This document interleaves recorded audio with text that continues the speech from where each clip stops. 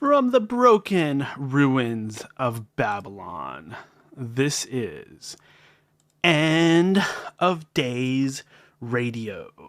I am your host, Daniel, broadcasting to you from the beautiful, shimmering Emerald City right here in the heart of the Pacific Northwest. Hello, how are you? I'm so glad to see all of you here today. Today's guest is none other than the legendary Alberto Daniel Hill. Alberto Daniel Hill is a writer, hacker, and cryptocurrency expert who was involved in some serious cryptocurrency projects. He is here to discuss his imprisonment and the media manipulation surrounding the event and everything that has happened since he was last on this show. So, we've got quite a bit to talk about. We're going to have a good time. And why waste time? I'm going to go ahead and dial him up. Let's do this.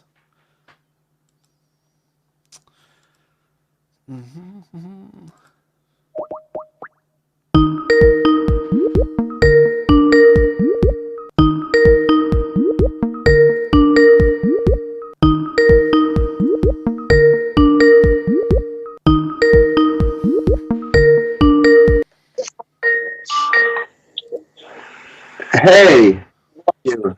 Hey, Alberto, can you hear me? There you are. Yeah, I can hear you. Can you hear me? Yes, absolutely. I'm just working I on was, getting you here up on I the was, screen. yeah, I was expecting you to open with me with a song like this one. Oh, Remember the other day? Yeah, and I love everybody at work life. that would have been good indeed. Yeah, Excuse me but you while I disappoint. fumble around and get you up on the screen here. I seem to have whoops, that's not it. I seem to be having some strange issues getting you, let's see, float. There we go. Get that smaller. You know what? I might have a problem. It's because I am actually using Skype, Skype, Mhm. Skype, and Skype, and Skype. So when you call me, it sounds like in 7 devices, Oh, and really? I have just answered on one of the cellular phones. Can you please call me again, and I will answer on my MacBook. Oh, okay. That's why it looks a little weird. Okay, awesome. I will do that. Yeah. I will call you back Okay. in 2 seconds. Okay, bye. Okay, Okay. so actually it's good that we did not get him up on the video because we actually want to do it a little bit differently, as you just heard. I do apologize for all of you guys listening live about the slight delay, but this is going to be a great show, so I invite you to please hang in there.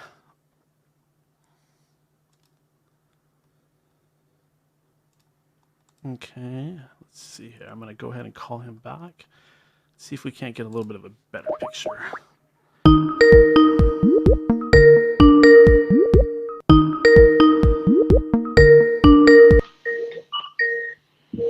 Oh, there we go. That's much better.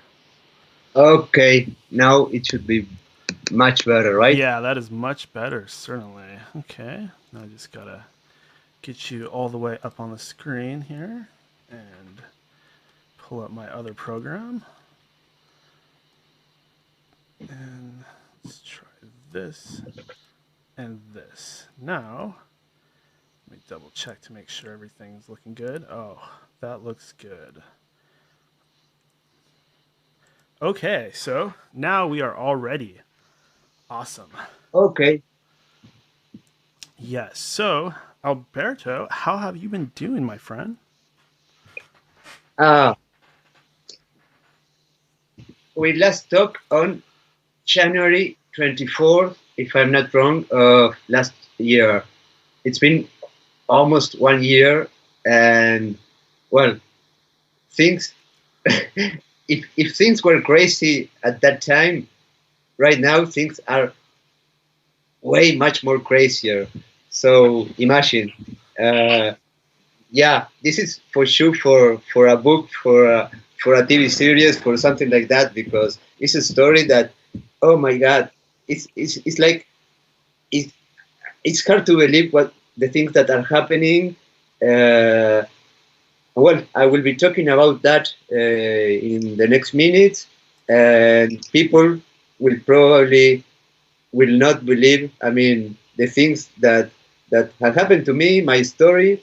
I don't know how many of those who are watching this have heard my story before, but it's a story that most of the people say that is crazy. It's crazy. It's hard to believe, and this is something that they cannot accept that is happening in the country, in the world right now, but it is happening. And well, I will tell you the details. Yeah, absolutely. So let me kind of try to set this up and go ahead and correct me at any point. You were what's called a security analyst, right? I am an information security professional. Well, I was an information security professional until 2017, when suddenly I appear in the cover of every newspaper in my country. I was in I was breaking news everywhere here, and they start calling me the hacker. The Which hacker. Yeah, but the thing is that hacker, in Spanish at least, has two meanings. I mean, it's not like a hacker is somebody who is bad. No, a hacker could be a pirate. I mean, yeah, somebody who is bad, and somebody who has a lot of skills in computers and is able to design secure systems and identify opportunities to improve systems that are already running. So it's not. I mean, I don't mind being called hacker. Most of the people associate the word hacker with something negative. I am proud of it. I'm a hacker and I'm proud of it. But you're a little bit different than what some people might have an idea of a hacker. You're an ethical hacker. Yeah, yeah. Actually, I am the most beloved hacker in the world. This is so great. I mean, everybody loves me, and well, despite all the messages I get in order to hack other people Facebook and all that, well, no, people really, I don't know, they feel like, I don't know, sorry for my story and all the things that I have to live, and well, they are really so good with me. I mean, in Twitter, which is the social network that I use the most, I am surprised that uh, nobody there's nobody that makes bad comments about me, about my situation, or uh, say things that are not appropriate. The only person the only person who has ever insult me, it's not the word, but treat me not very nice, was an actor from the 80s. I don't know if you know who I'm talking about. No. Would you mind sharing that story? That's interesting. The '80s. I'm trying to think of who that could be. Yeah, well, basically, it's a person who, well, after telling me this, you will be blocked. That person will block you. This person was an actor from the 80s. He was part of a TV series which was called Charles in Charge. What? it was it Tony Danza? Scott Baio. Oh, Scott Baio. That's right, Scott Baio. I'm getting him mixed up with the other dude. But Yeah, yeah, Scott Baio. Oh my God, he was rude to you, huh? yeah. The thing is that, well, um, he, there's in that TV series he worked with another actress who was Nicole Eggert, that later was known for her role in Baywatch. She became very famous because of Baywatch. I mean, she was when Pamela Anderson was in Baywatch. She started Baywatch as well, and well, the thing is that there's some issues between them, and this is another story. But Nicole Eggert and I, we are kind of friends. So the thing is that this Nicole, at 2 years ago, filed charges because she said that Scott Baio abused of her when she was 17. And well, it's all about all legal issues and all things that are crazy. But the thing is that as he associates me as a friend of Nicole and as a hacker, which for most of the people, a hacker, okay, a hacker. What can a hacker do? I mean, this person might be dangerous. I mean, this person might be able to do things that I don't know. He might be able to know my dirty secrets. So most of the people are kind of they don't like to have in front of them a hacker. So well, the thing is that he blocked me. He said so many things about me. He called me. Well, that was very funny. That I was a self-proclaimed hacker, which I don't know. And I thought to myself, oh my God, am I so important that this person who was an actor very famous in the 80s takes, I mean, worries so much about me. He spends so much time about me. He writes on the internet about me. He tweets about me. And I mean, I didn't do anything to him. I have never hugged him. I will never hug him. But the thing is that he's the only person who has treated me not in a very nice way. But for me, I don't give up. I mean, it's just for the records, and I just have fun with that. For me, it's funny. I mean, Yeah, I've heard other things about him. I think that he's probably a jerk to a lot of people, so I don't think you're alone there. sorry. Oh, I've heard things about him, Scott Baio. I've heard that he can be kind of a jerk. You know, a few people that have met him. Yeah, yeah. Not only him, but well, I'm not going to talk about his family and his wife and all that. But the thing is that he has supporters that are the Scott Baio's army. And when I first heard that, I said, "What? This person has an army? We're crazy." And the thing is that he sent messages that are very aggressive. I mean, to this person that supports him in order to attack the people that are against him, and that's not nice. I mean, we should tolerate each other.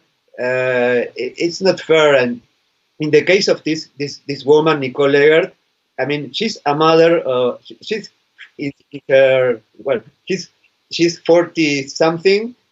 Her birthday is in 2 days. But the thing is that she's a mother of two, and she sometimes she feels very insecure, frightened because she doesn't know. I mean, some crazy supporter of Scott Baio might appear and do who knows what with her. So it's not nice the message that he sends to his supporters.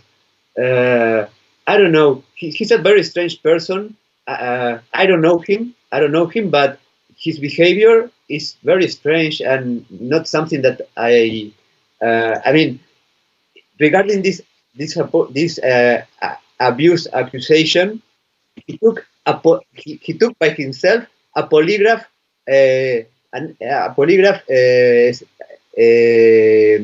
analysis, but he bought the polygraph and he ran the analysis himself. No, it was so crazy. I don't know what's wrong with him, but in his case, I would just shut up, leave leave Nicole alone, go on with his life, because after all, the things that Nicole has reported has prescribed.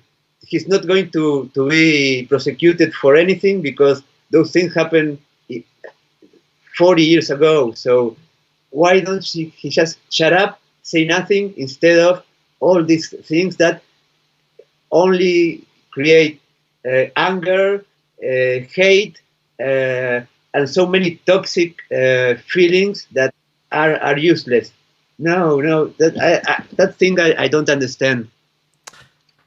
It's probably because he was incredibly popular back then, and now he doesn't really seem to have a whole lot going on.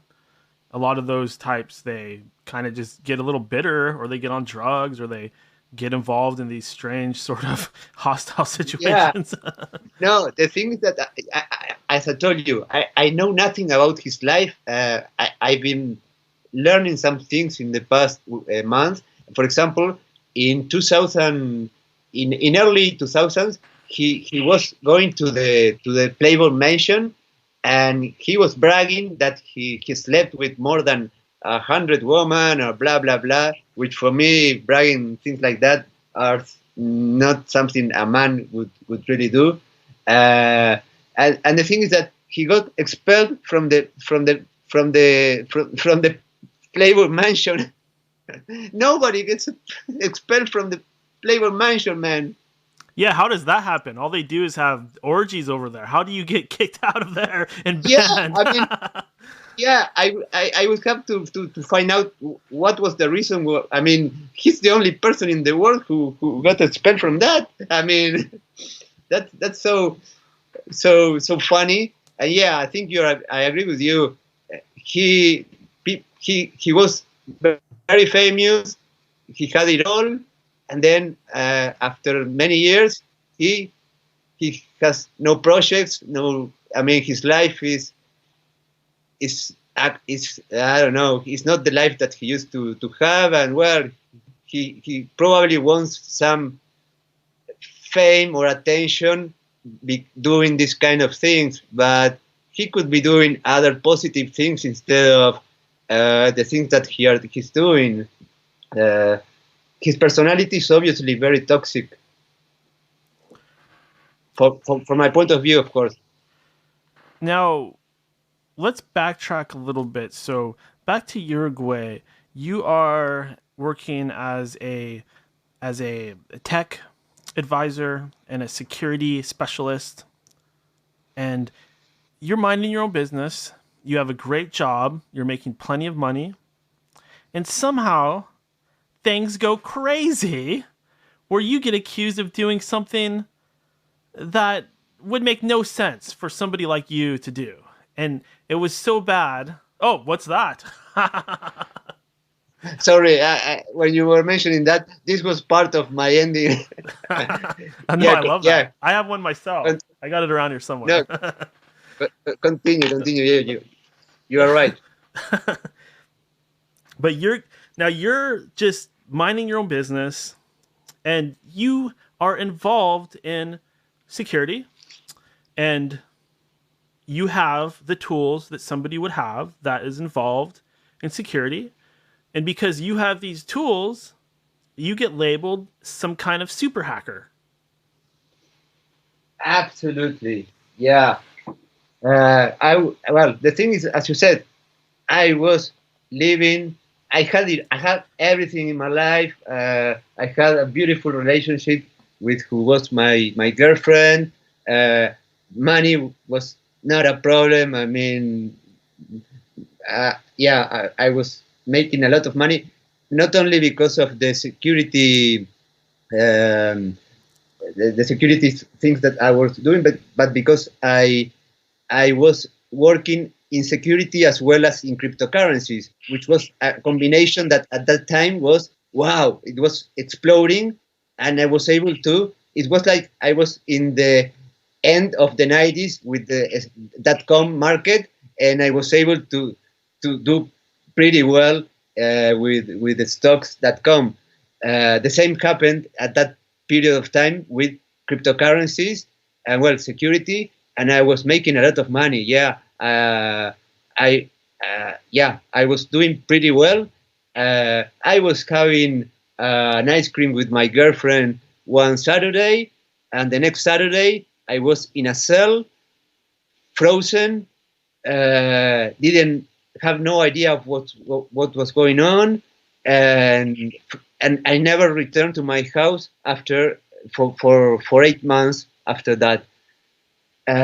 Oh man, that was something that I never expected. Nobody is an experience that nobody expects, and if you're lucky enough to live that, you think, fuck, I won the lottery. I mean, what are the odds of living something like this? I mean, it's crazy. It's crazy. And let me lay this out for you, everybody out there. Alberto worked as an internet security specialist. His job was to strengthen the company he worked for, to strengthen their defenses against hackers. But these people are so stupid, they're so clueless as to what goes on in the security industry that they thought Alberto was a hacker. That's how dumb they are. Absolutely.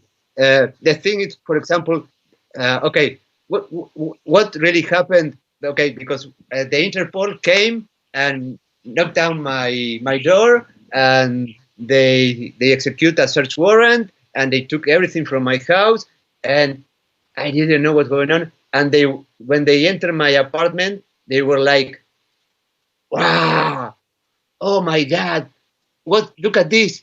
Look at this! Look at this! And what's this? And what's this?" And they were asking me, "What is this?" And I was explaining them everything, but they were shouting at me. The thing is that these people are not qualified. They are incompetent in what they are doing. They are not the appropriate people to do this kind of job. So they found blank credit cards, and then in the newspapers appeared that I was cloning credit cards. After 2 years and 5 months, how many credit cards, fraudulent credit cards they found? None, because I have never cloned a credit card. The same with all the other things. I mean, that they took from my house.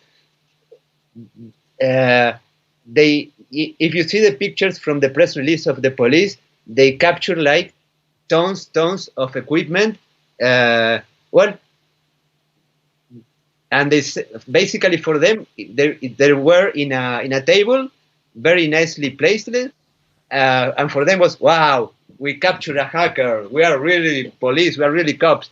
The thing is that, okay, nobody knows that 2 months ago the judge ordered that everything that was seized, including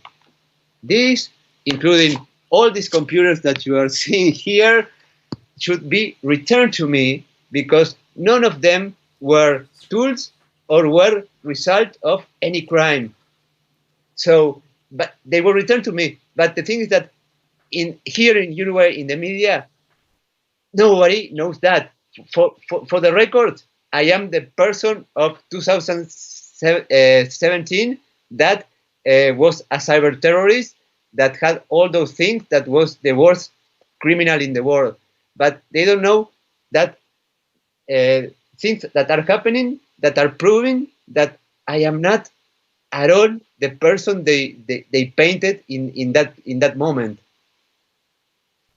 And it's my understanding that within the last week, you actually finally left Uruguay for good? Well, I am very lucky that no, I cannot leave Uruguay for good, because of the process that is still ongoing. But I got a job offer that I took, that is regarding to a financial company that is based in Venezuela, and is one of the 16 cryptocurrency companies that is allowed to trade with the cryptocurrency, the Petro, the Petro, which is the cryptocurrency of the government of Venezuela. So I was offered the position of Chief Information Security Officer for this financial company, which has ATMs with cryptocurrencies all over Venezuela. I mean, it's a huge project that is going to also expand in the rest of South America. And well, yeah, I'm going to Venezuela from time to time, but I'll be coming back to Uruguay, and I will be working from here most of the time, but traveling on a regular basis to Venezuela and to other countries where these things are being implemented, which is a very, I mean, imagine security and cryptocurrencies. Yeah, it's a dream job for me. And when we last spoke, you were in the process, I believe, of trying to get them to give up the server. Is that correct? They were trying. They wouldn't give your side access to everything, including the server where the hack supposedly took place. Yeah, the thing is that server is disappeared. There is no server. And that is something that really upsets me a lot, because you know what? Let me tell you. You know what the evidence that they have is?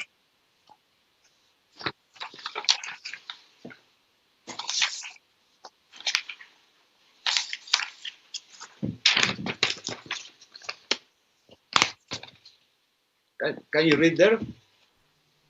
It's a little blurry. Can you back it up just a little bit? Nah, the camera's too blurry. Sorry. Okay, basically, it's just a paper with logs of a firewall with certain connections. And you know why? Well, the police, when they arrest me, in all the newspapers, the press release from the police said that they were able to trace. Well, the thing people probably might not know that a medical provider in February 2017 was apparently hacked, and they apparently received an email asking for certain amount of bitcoins in order not to release certain information. That was the crime that this medical provider went to the police, and they started investigating, and they were able to arrest me because they said that they could trace the IP address of the email of the email with extortion to the house of the person who sent it.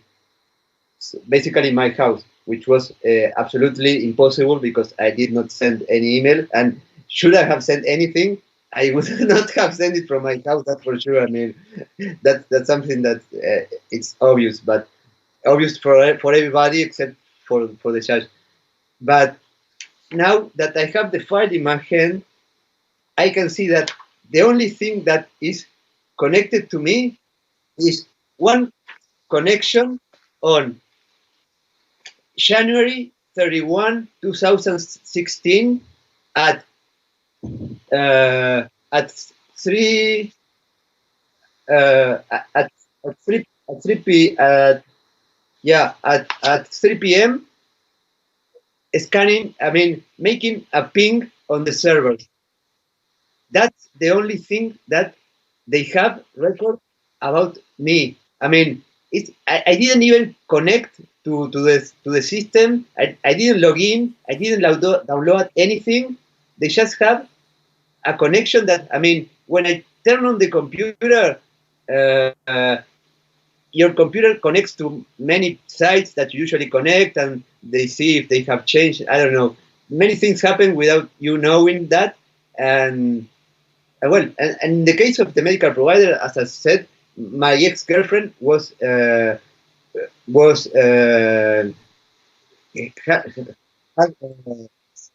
was part of that system. She usually asked me to access there and to look for information for her. So I didn't even log in, and there were two IP addresses from Uruguay. Uh, and then the thing that they stole the database and all that.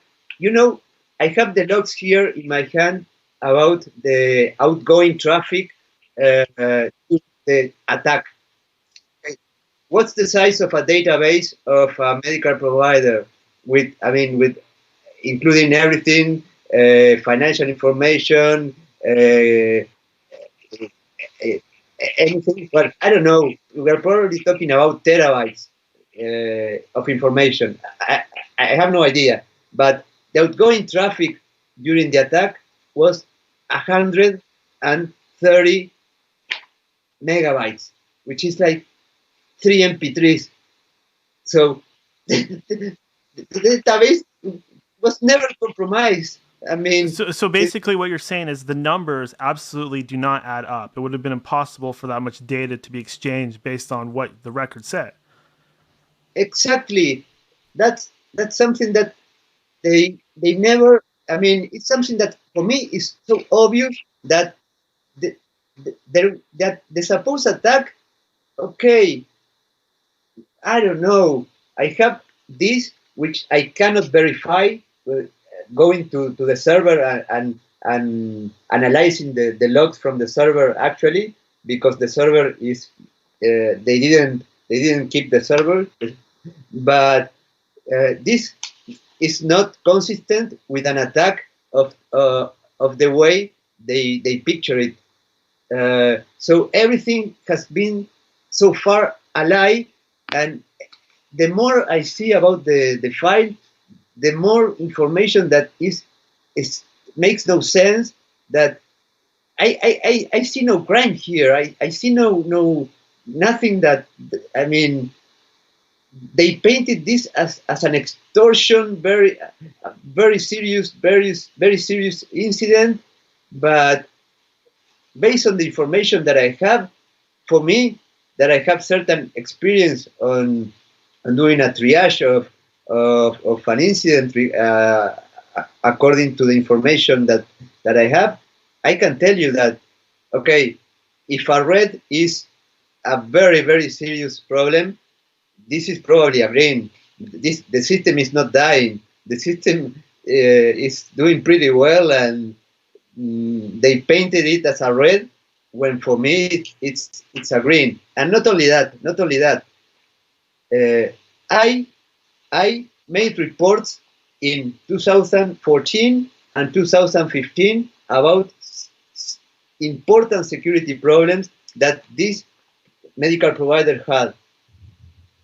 And at the end of last year, when I got the file in my hands, a complete copy of it's a 1,000 pages file, and I read it all. I read that the director of security of the government of Uruguay was asked by the judge if that report previous other problems in the system, and the director of security answers that I don't remember. I have checked some emails, but I didn't find anything about Alberto reporting some problems. Man, in your career, you can forget many things, many security issues, such as a virus in a computer or something like that. But those incidents that are serious, very serious, you don't forget them. And the first incident was admin. With admin, you could get access to anything. That you don't forget. And he was the one who answered that report. And then I made another report, and well, the thing is that, man, the answer that he said that he didn't remember. Okay, imagine the judge. She probably thought, okay, this guy Alberto, he's a liar. He's lying to us. I mean, I believe in the director of security. If he doesn't remember, he probably didn't send anything. He's lying to us. And no, that was something that made me open my eyes and made me have an idea of where to look in order to start finding what's behind of all this. You understand me? Yeah, I do want to kind of explain for everybody listening that didn't hear the first show, and correct me if I have this wrong, but basically what happened was a medical records were hacked, and somebody was trying to use them for blackmail, and you were wrongfully accused based on doing simple security analyst work that you do. Yeah. In this particular case, I did nothing. I did nothing. Before, yeah, I made some security checks and found some problems that I report them. Yeah, I access to the system with the maximum credentials, but I immediately report them. Yeah, but in this particular case of this supposed attack, I did nothing. And that's, I want to make it clear to everybody that that's not abnormal for somebody like Alberto to do. So I own websites, I build websites. People have done that to me. They've hacked my sites and sent me emails saying, hey brother, you have some issues going on here. We're letting you know you need to upgrade your software, et cetera, et cetera. But they didn't do it out of anything malicious, and they could have completely taken out everything that I had, but that wasn't their intent. Their intent was to show me security holes that I had in my system. Yeah, and the thing is that after all this, it's amazing. I have been in touch with the best of the best information security professionals in the world. One of them, after my story, he said, "Don't fucking help them anymore. I mean, those guys should establish bug bounty programs and give you the warranties that you will not have any problems or legal issues trying to help or doing things like I was doing. Well, after what happened to me, what's happening in Uruguay, everybody finds a problem and they publish it on Twitter instead of reporting it to the CERT, because they say, no, last time somebody reported to the CERT, he ended up in prison. So that's dangerous. Yeah, so basically for them, I mean, it's like, oh, fuck, why don't they report that to us? No, man, if you behave like that, now everybody thinks of Alberto, and, well, you are doing things wrong. And what's really crazy about it is you would think that they would just look at the facts that Alberto does this for a living. He gets paid to do this. He doesn't need to blackmail anybody. He gets paid a lot. These guys everybody out there knows how much these guys make. There's no reason why he would try to blackmail anybody. Whoever did that probably lives in Russia or China, and they're probably really poor. They're probably part of the mafia or something like that. Yeah, not only that, but in the email that was supposed asking for the ransom, he said, send the bitcoins to the following address, where the address is empty. There is no address. So they send an email where without an address to pay for the ransom. Yeah, that's weird. That's the most pathetic thing that I have ever seen. I mean, it's the most pathetic attempt of extortion in my life I've ever seen, and they accuse me of that. Man, come on. You would at least remember the email. Man, come on. That's ridiculous. That's something that it's something that it was made by somebody who is amateur, who doesn't understand much about anything, or I don't know, or something is. For me, one thing is clear: things are not like they were painted that they were. I mean, the reality differs from what the things that we were told, and well, from everything. I mean, it's different. Something else was is behind this. Something else happened.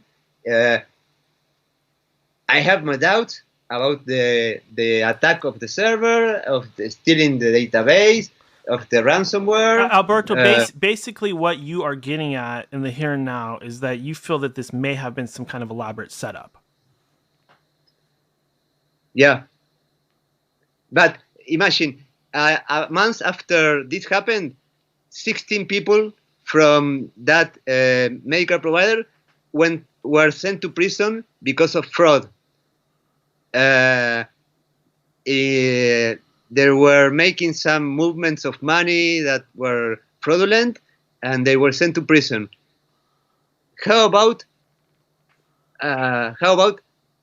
this being an excellent opportunity to kind of get rid of the servers with the financial information, or with certain information that might compromise these people? I don't know. Just that would be something, an strategy to do. I mean, how do we do that? We create an attack, but it's pathetic. The attack, the ransom is really bad. I mean, they should have put a little bit more of brain in that, and well, and thanks to that, they can maybe justify that the server disappeared with all the information about all that. Yeah, the thing is, if they did put an email in there, that's one more server and one more computer, because obviously that email address would have been looked at. So I think that you're onto something. The fact that they did not include the email means that they did not want anyone to look too much into it and perhaps find out that it was faked from the start. Yeah, because, for example, my equipment was saved for 2 years and 3 months. Another guy who was also his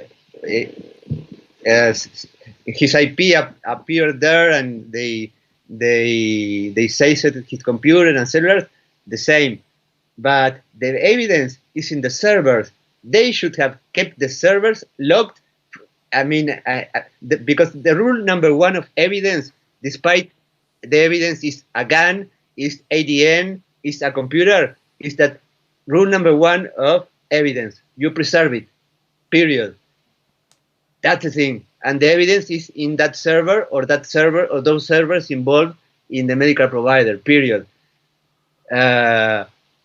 I have some friends who are drug dealers from prison that, well, they had charges on drugs, and the drugs were not were kept. The drugs that they seized from them were kept, and they were able to ask for analyze the drugs in order to see what kind of product it was, to get a reduced to get a reduced sentence. But why were they able to do that? Because they didn't. They kept the drugs. I mean, even though after a certain time, according to the laws, drugs should be destroyed, as well as guns should be destroyed. But you have a certain time where they are stolen, and you can ask and say, "Hey, can I ask for a third independent party to analyze this?" That's something that it's a golden rule, and it's a right that everybody should have, that I do not have. I do not have the right to go and ask for a review of an independent review of the things that happen in the server. All I have is papers that mean nothing. I mean, I could perfectly go to Word and type this in a Word and go to the police and make a report of a crime. No, the police would come to my house and take a look at the computers from where these documents came from, and analyze the metadata and all that, in order to make sure that this is something that is is something that is the same that as it is in the computer. But no, I just have papers which are for me and for legal issues.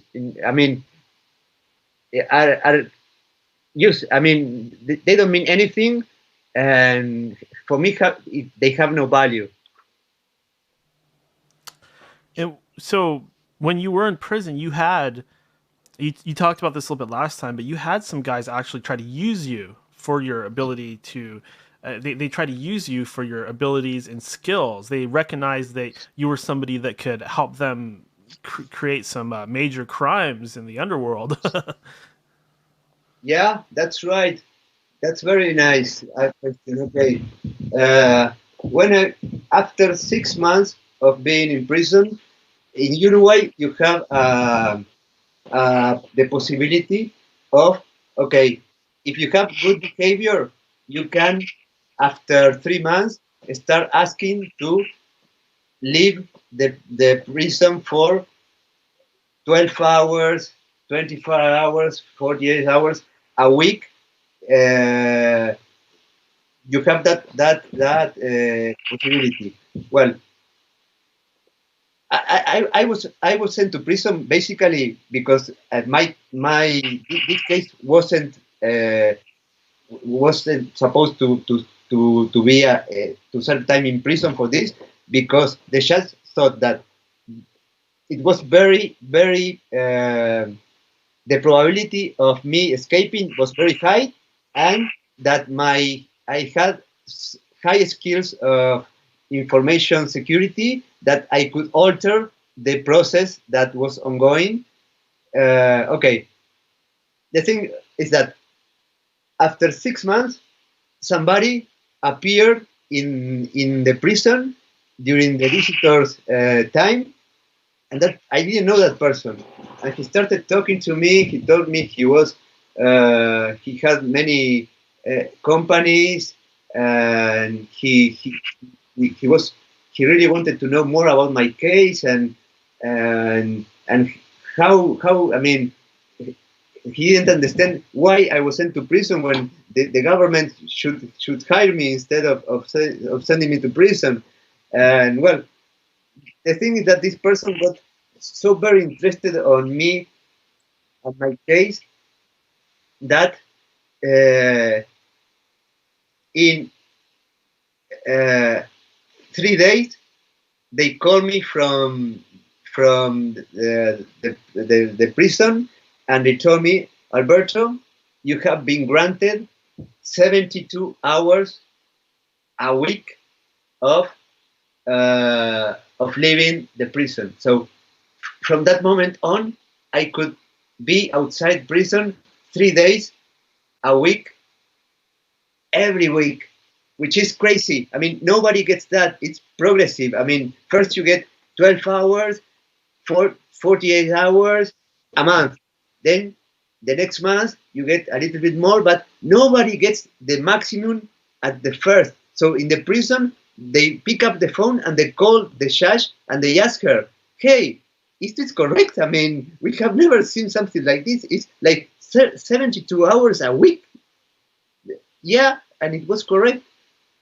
The thing is that, well, I started leaving prison. This guy was always there, stalking me. At first, he was being nice and all, but at one point, he came to my house and he told me, Alberto, I want you to hack this bank.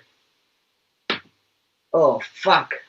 Man, you want me to hack a bank, man? I want to leave prison. I want to recover my life. I'm not a criminal, and you want me to hack a bank? I mean, you want me to enter into a criminal career? Man, give me a break. The thing is that why was I granted that? The thing is that, okay, this is one of the reasons why I didn't want people from Uruguay to be able to listen to this, but I have no problems to say it because I have recordings and other elements. this person was a friend of the husband of the judge, and he asked as a favor for the husband of the judge to give me that time out of prison so I could work for him and hack a bank. So basically, the judge was authorized my those 3 days a week outside the prison because he was asked by her husband and her husband because of this guy. So corruption, man. And so, but fuck the judge. I mean, imagine in my position, what do I do? The judge is deciding this, and if I don't do what this person wants, this judge can keep me here behind cells for years. I don't know. Imagine the dilemma that I had. What do I do? I mean, if I do what I should do, it was horrible for me. It was a situation that I didn't know what to do because so much power about in this situation that was controlling everything. The judge was giving me all that time to hack a bank for this person. Oh my god, that is insane! Holy shit! Okay, this is the first time that I mentioned this. I have all the evidence about this, and this had.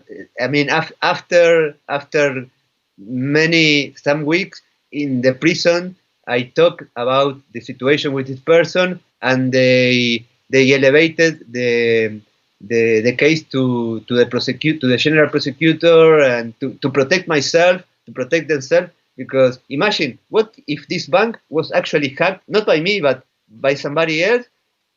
They will come to me.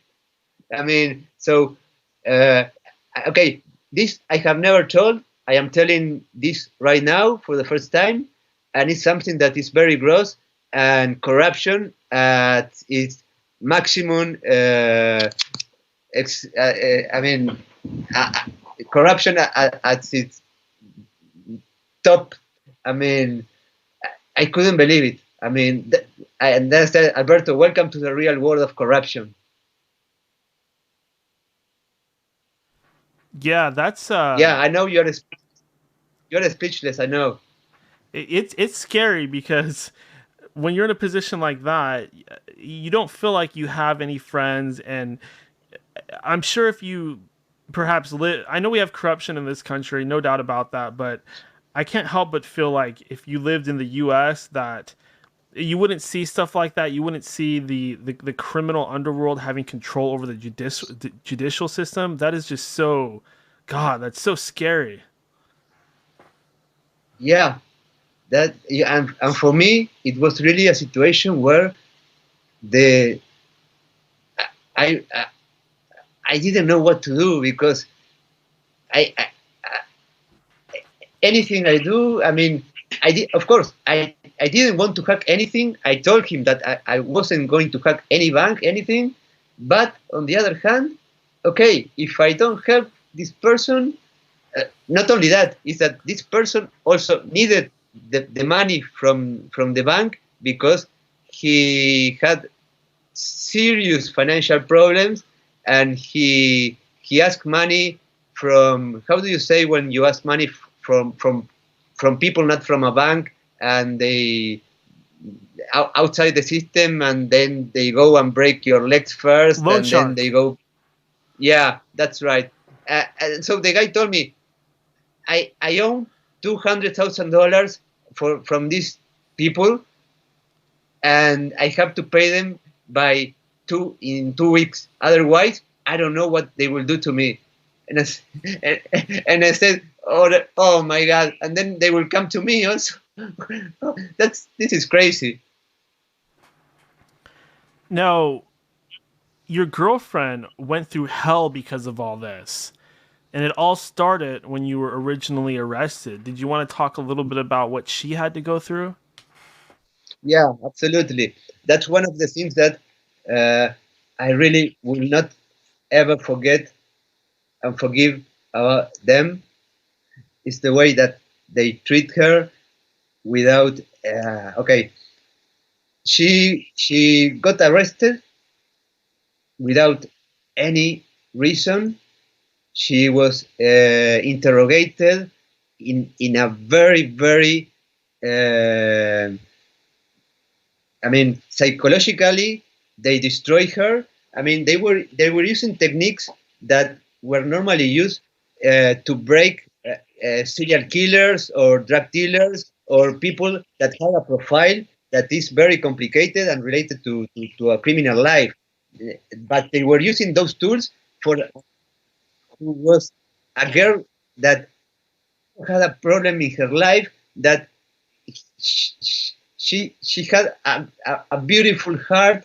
She, I mean, she had I mean, she's a beautiful person, and they told her things such as, okay, Alberto has just confessed, and you know what? Alberto said that you were the master brain behind all this. Uh, that, and then they told her, okay, we are going to call your shop, your company, and you are going to lose your job. And that destroyed her, but that was also meaningless.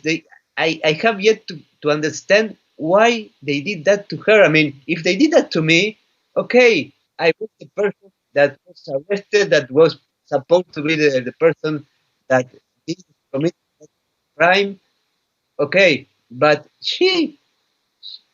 it's like, I think that when you arrest somebody, you should make a profile of the person that you are arresting and know who you are in front of. I mean, if you are in front of somebody who is taking drugs all over the world, or is somebody who the only thing that does is to plant, I don't know, to plant flowers in spring. Uh, and well, they really destroyed her, and after after more than a year of this experience, she told me that she was having nightmares, and she was dreaming that uh, she was waking up suddenly in the middle of the night, thinking that the Interpol was in her, and they were coming to her, and well, the anxiety problems that she had were huge, and well, she for the first time in her life she started taking medication for anxiety, but but then she made a very smart decision, and she started focusing on sports and running, and well, just forget, put her mind, I mean, sports, play sports, and well, focus on that, and put her energies on those kind of things. Okay, I think that was very smart from her. And in my case, this year, at the middle of this year, I was starting feeling very bad, very bad. I was feeling like I have never felt so bad in my life before. Well, and I could spend a week in my bed without getting out. Well, I said to myself, okay, I need help. I mean, I cannot keep living like this, and I cannot solve this by myself. So I started going to therapy, and they diagnosed me with post-traumatic stress disorder. Uh, so I am not being treated by that. I mean, imagine all the consequences of this that were caused because of the way the police act. I mean, completely useless. I mean, it's a situation that is crazy. Well, and the list of things that happened is much longer. But right now, I'm just trying to focus on the new opportunities, because I cannot change the past.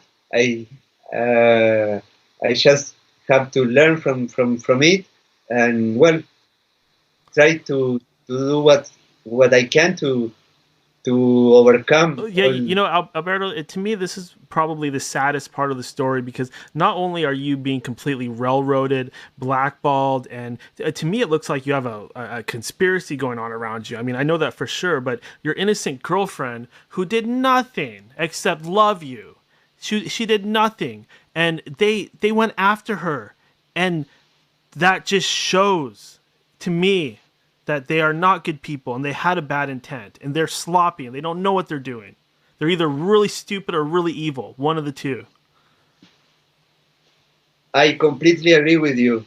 Well, I will tell you, they return me uh, mostly all of the things that they faced, but they had like 9 ledger wallets, which are hardware cryptocurrency wallets to store bitcoins and other cryptocurrencies. And when they were going to give it them back to me, actually only one of them I had stored cryptocurrencies. They gave me the box, and I opened it, and the box was empty. There was the cryptocurrency wallet was not there. And they said, More weirdness. and they told me, "Oh, but we took the empty box from your house." And I said, "Come on, man! Don't tell me that you take empty boxes from the houses of people. Don't lie to me. Come on!" And then this is another thing that, well, uh, we are feeling charges against these people. The thing is that in the file, these guys have 40 pages with a manual with all the documentation regarding this cryptocurrency wallet that was not in the box. Well, they have printed that, added that to the file of the case. And wait, why did you do that if you didn't have the wallet? Again, it just sounds like somebody's trying to cover their tracks. Yes, for me the most what made everything clear was what the director of security said to the judge. What he said for me was the the worst act of betrayal, uh, and he could never have answered that. I mean, he has all the tools to verify everything. Man, no, that he didn't remember that I reported the security problems in the past is not an answer. I cannot accept that. I mean, that You was just don't a fake. forget that because when that happens, a cold chill goes down your spine because you feel vulnerable and you never forget that. It's impossible that he would have forgotten that. It makes no sense. He's lying. It's absolutely. He's lying, and I wasn't. And I only realized that when I got the file and I read that, and I was shocked when I read that. But it's so unfair that, I mean, I didn't know that he said that in 2 years and a half ago when I was sent to prison. I mean, if I had knew that, I would have asked to present the evidence of the emails that I have sent in order to say, "Oh, come on, here I have the emails, the tracking numbers, so you can verify everything." I mean, I'm not lying. But with the words of the director of security saying, "I don't remember," it's like, okay, that was he pushed me to the prison. And if you were a bad guy and you were trying to blackmail people, you would go target a server you've never interacted with before. The idea that they think you'd be dumb enough to go in and then come back with this childish looking email that doesn't even have the email for the bitcoins to go to, it makes no sense. Absolutely. I mean, not. I mean, the situation that is described here is something that makes no sense. I mean, uh, I, it for me, it's impossible to think to do something like that. I mean, it's ridiculous. Okay, let's think that okay, I want to make some money and okay, but I won't do that with the system that I reported twice about serious problems. I, I and I would put an address to get to receive the bitcoins. Nothing makes sense. Nothing makes sense, and I didn't need anything of that. My life was perfect. Well, the reason why I find your story so fascinating it is because I do love a good mystery, and your story is full of so many different things to think about, to mentally chew on, to look at. That I don't see how this cannot be a movie someday. It has to be, especially with the prison stuff. That is just, oh my god, that would be great for a Wow, movie. wow. That's something that the images of oh my god. Yeah, those I can already see that in a movie and the oh yeah, they are awesome. I mean, it's an unbelievable situation experience. Oh my god. Oh, prison. Oh man, I can't believe I spent 8 months in prison. Yeah, and That's you're not a criminal. You're not a hardened guy. You were a guy that's into computers and stuff like that, and you got thrust into this world of people that are just bad people, killers, and people that are just soulless and the worst types. And you made it out. yeah, You made it out. That's yeah. good. But one thing that is already proven is that, for example, if you don't have your values clear, your ethics are not. If you are not a person who has developed certain, I mean, you, you don't have clear certain things in your life, you go to an environment like that and you end up being a criminal. I mean, me, for a computer guy, without having certain things clear, my values, my ethics, everything, I go there and I can, in a matter of 2 days, I can be talking and planning some things with another guys because every day people were coming to me asking me, "Hey Alberto, is there any kind of shop we can do with computers, ATMs, or something like that?" I mean, every day they were coming to me because they wanted to be part of It's the Alberto. crime. It's like you had the devil in the prison with you. That's what it's like. You had the devil trying to tempt you in there.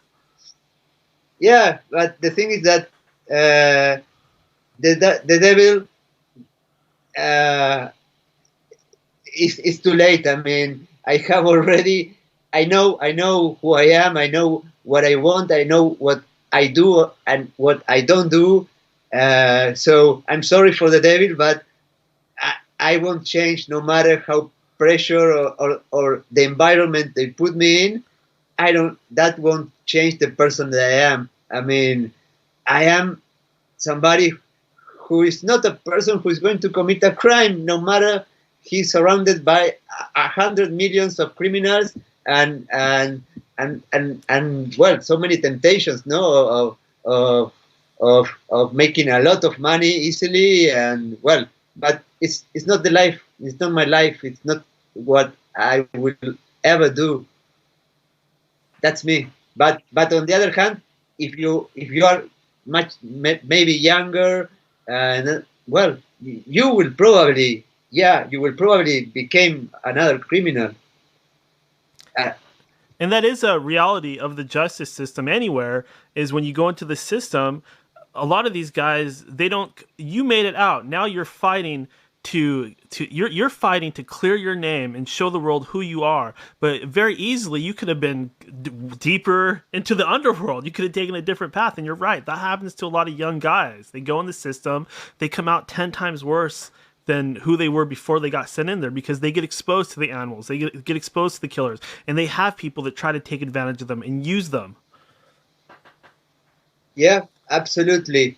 The and well, one thing that has changed in me, my values have they did not change, my ethics did not change, but the way I behave, I became much more. I mean, in my life now, I behave in a way that okay, I share the less information that I as few information as I can. I don't want to. I mean, before, if I found a problem, my main concern was to solve the problem because that problem would probably be involving a lot of people. For example, in a medical provider, why did I report those problems? Because hundreds of thousands of people uh, would eventually be damaged if somebody bad exploit those problems. Well, uh, well, now I find security problems. Okay, I have to think about myself. That's sad, but okay, I just keep the problems that I find to myself, and I'm not going after trying to solve those issues for the benefits of people that I don't know, but that thing that I was forced to change and be in this way because otherwise I would end up in same trouble. And Alberto, I do have a question that I wanted to play. Let's see if I can't get this pulled up properly. Hi, Alberto. It's Nicole Eggert. And I first wanted to say how proud I am of you for continuing to fight after everything you've been through, and that I'm so sorry that you had to go through all of this in your life. And my question to you would be, where do you begin to improve and change such a complicated system when you're really only one guy fighting against such a large force? And apparently it does need to be changed, but it seems like such a tedious process.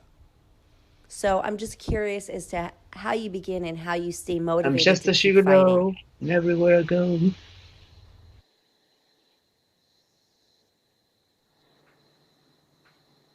Did you get all that? No, Could you even hear that at all? no. Oh my god, I thought you were hearing it. Hold on, let me adjust something real quick and give it another go. I apologize. Okay. Let's see here. I know the people out there could hear it, but I do have a little trick I can do. Hi, Alberto. It's Nicole Eggert. And I first wanted to say how proud I am of you for continuing to fight after everything you've been through, and that I'm so sorry that you had to go through all of this in your life. And my question to you would be, where do you begin to improve and change such a complicated system Okay, when I heard you're up to really the only part one where guy she was proud of fighting me.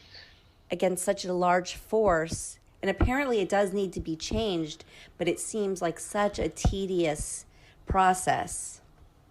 So I'm just curious as to how you begin and how you stay motivated to keep fighting. Did you get it that time? No, I heard only until the part where she said that she was proud of me. But hold on a second. Okay. Um, Well, you sent it to me, so play it back for yourself and then answer. Man, come on. That's not supposed to be like this. Okay.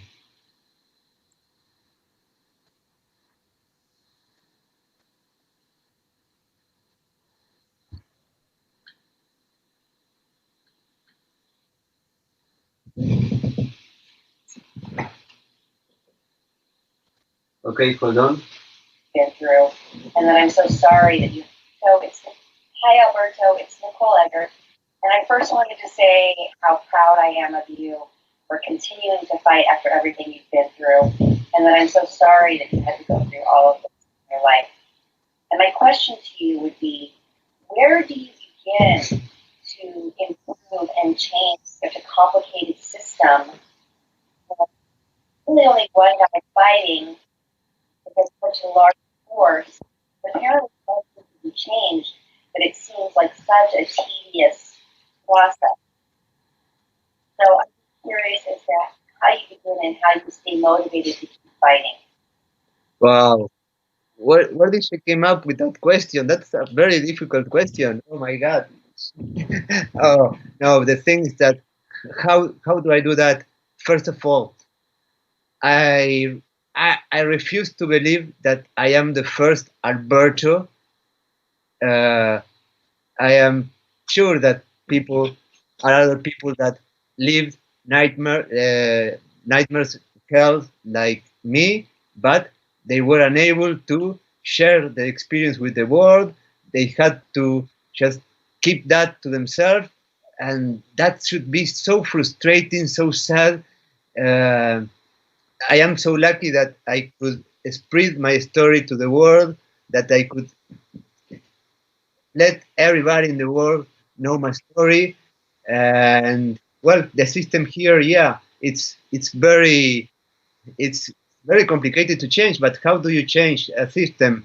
Uh, First of all, you have to raise awareness that there is a problem. Because if you're not aware of a problem, then change will never happen because there is no problem. So that's one thing, that you have to raise awareness. Uh, as my approach is to do it from outside to, I mean, the pressure from outside Uruguay, from everybody in the world that know my story, start putting pressure on Uruguay in order to trigger that change that will eventually improve a system that is obviously full of flaws. That's the strategy. Uh, Honest and my story known of the world, and then the pressure of the world making me felt in the system. Let me, Daniel, tell you one more thing that, as short as I can. There is another guy in Argentina who is called uh, Javier Esmaltone. He was raided at the end of last year. He lived, and he was not sent to prison, but they really made him spend a very bad time.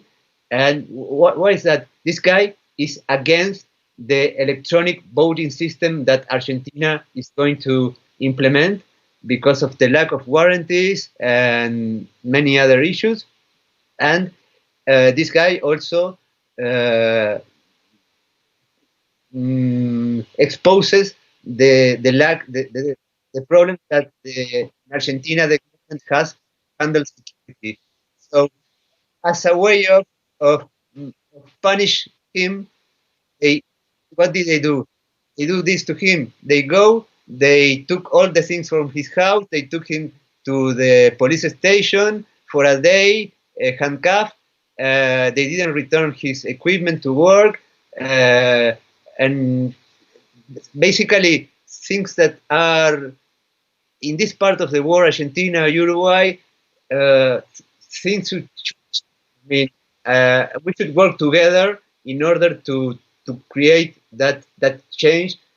And how do we do that? Again, because if we spread our message, our story to the world will eventually cause the pressure to make the systems here change.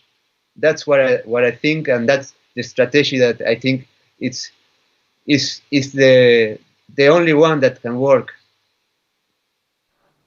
Alberto, since we last talked, is the case looking any better? Is it as bad as it has always been? Has any progress been made in getting a clear and not guilty verdict for yourself?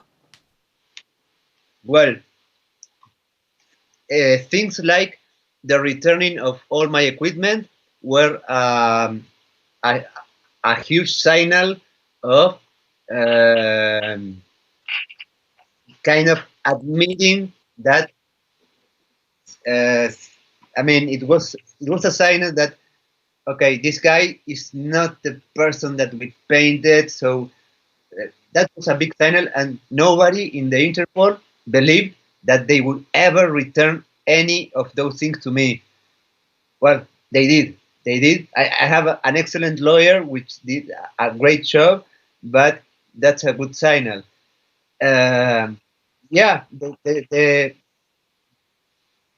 this, now I will focus on, or now that I have the file and all the information about this stupidity, uh, I will start arguing and exposing all the facts, and I mean preparing a good defense, a good paper, in order to get eventually everything, the, the charges dropped, and this case should, I mean, should never have been begun.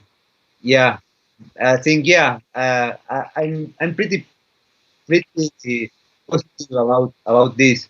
It's going to take time. I mean, it's been 2.5 years since I got arrested, and things are slow. But okay, uh, I am positive.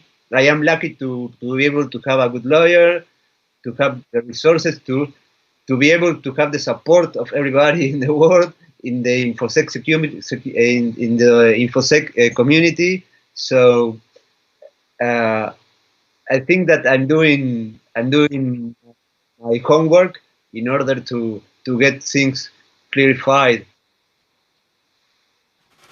And I did keep you a little bit long this evening, but I do want, before we go, I do want to open things up for you one more time, Alberto, and go ahead and let you have the podium and let you say whatever you would like to say to my audience out there. And also feel free to go ahead, as per usual, follow that up with anything you would like to announce, talk about, or plug.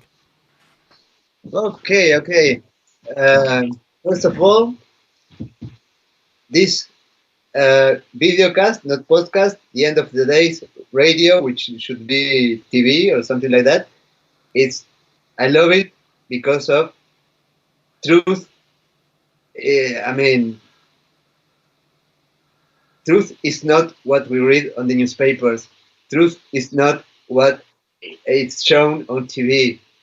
Truth is what we we smart people analyze, take all the elements from a story, and well, come to a conclusion based on many elements that are not only one, but things are very complex. And well, and in my case, truth truth is complicated, but I think I am in the direction of finding what the truth is. So this podcast is really wonderful regarding that. Uh, and I am very happy that you found my story amazing.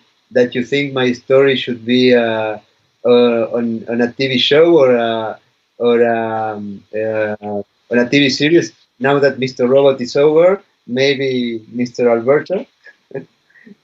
So many parallels between Mr. Robot and your story.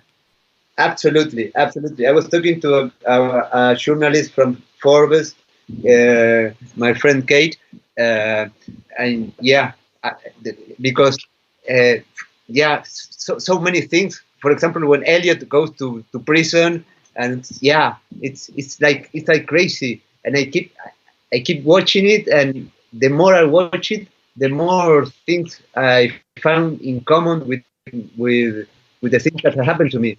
But the thing is that Mr. Robot is my life is much more interesting than Mr. Robot's story. Because it's real.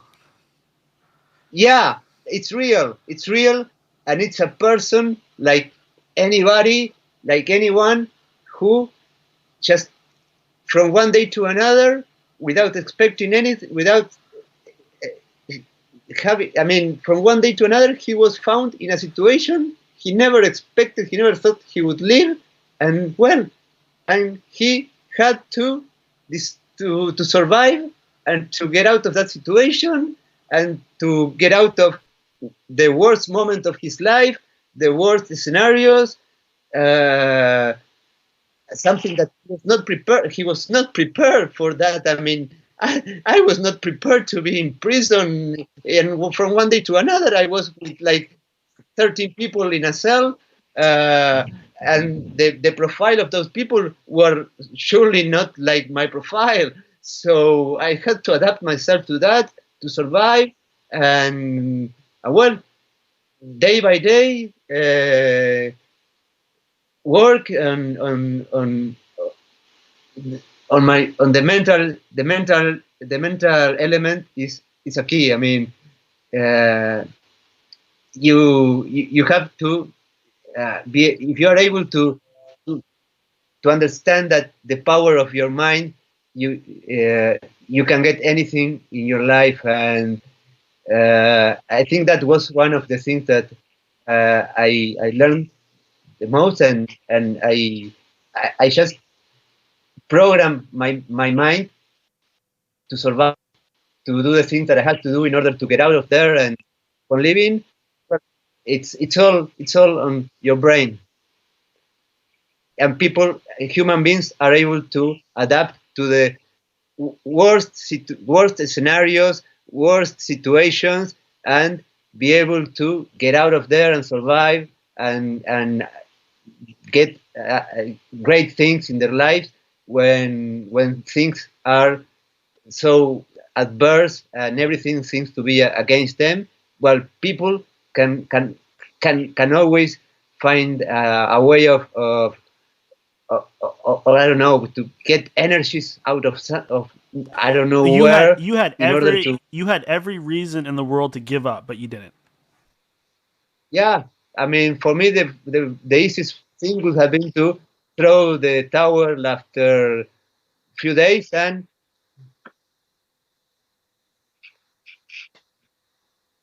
commit suicide. Suicide rates in prison are 10 times higher than in the rest of the population. Why is that? It's obvious.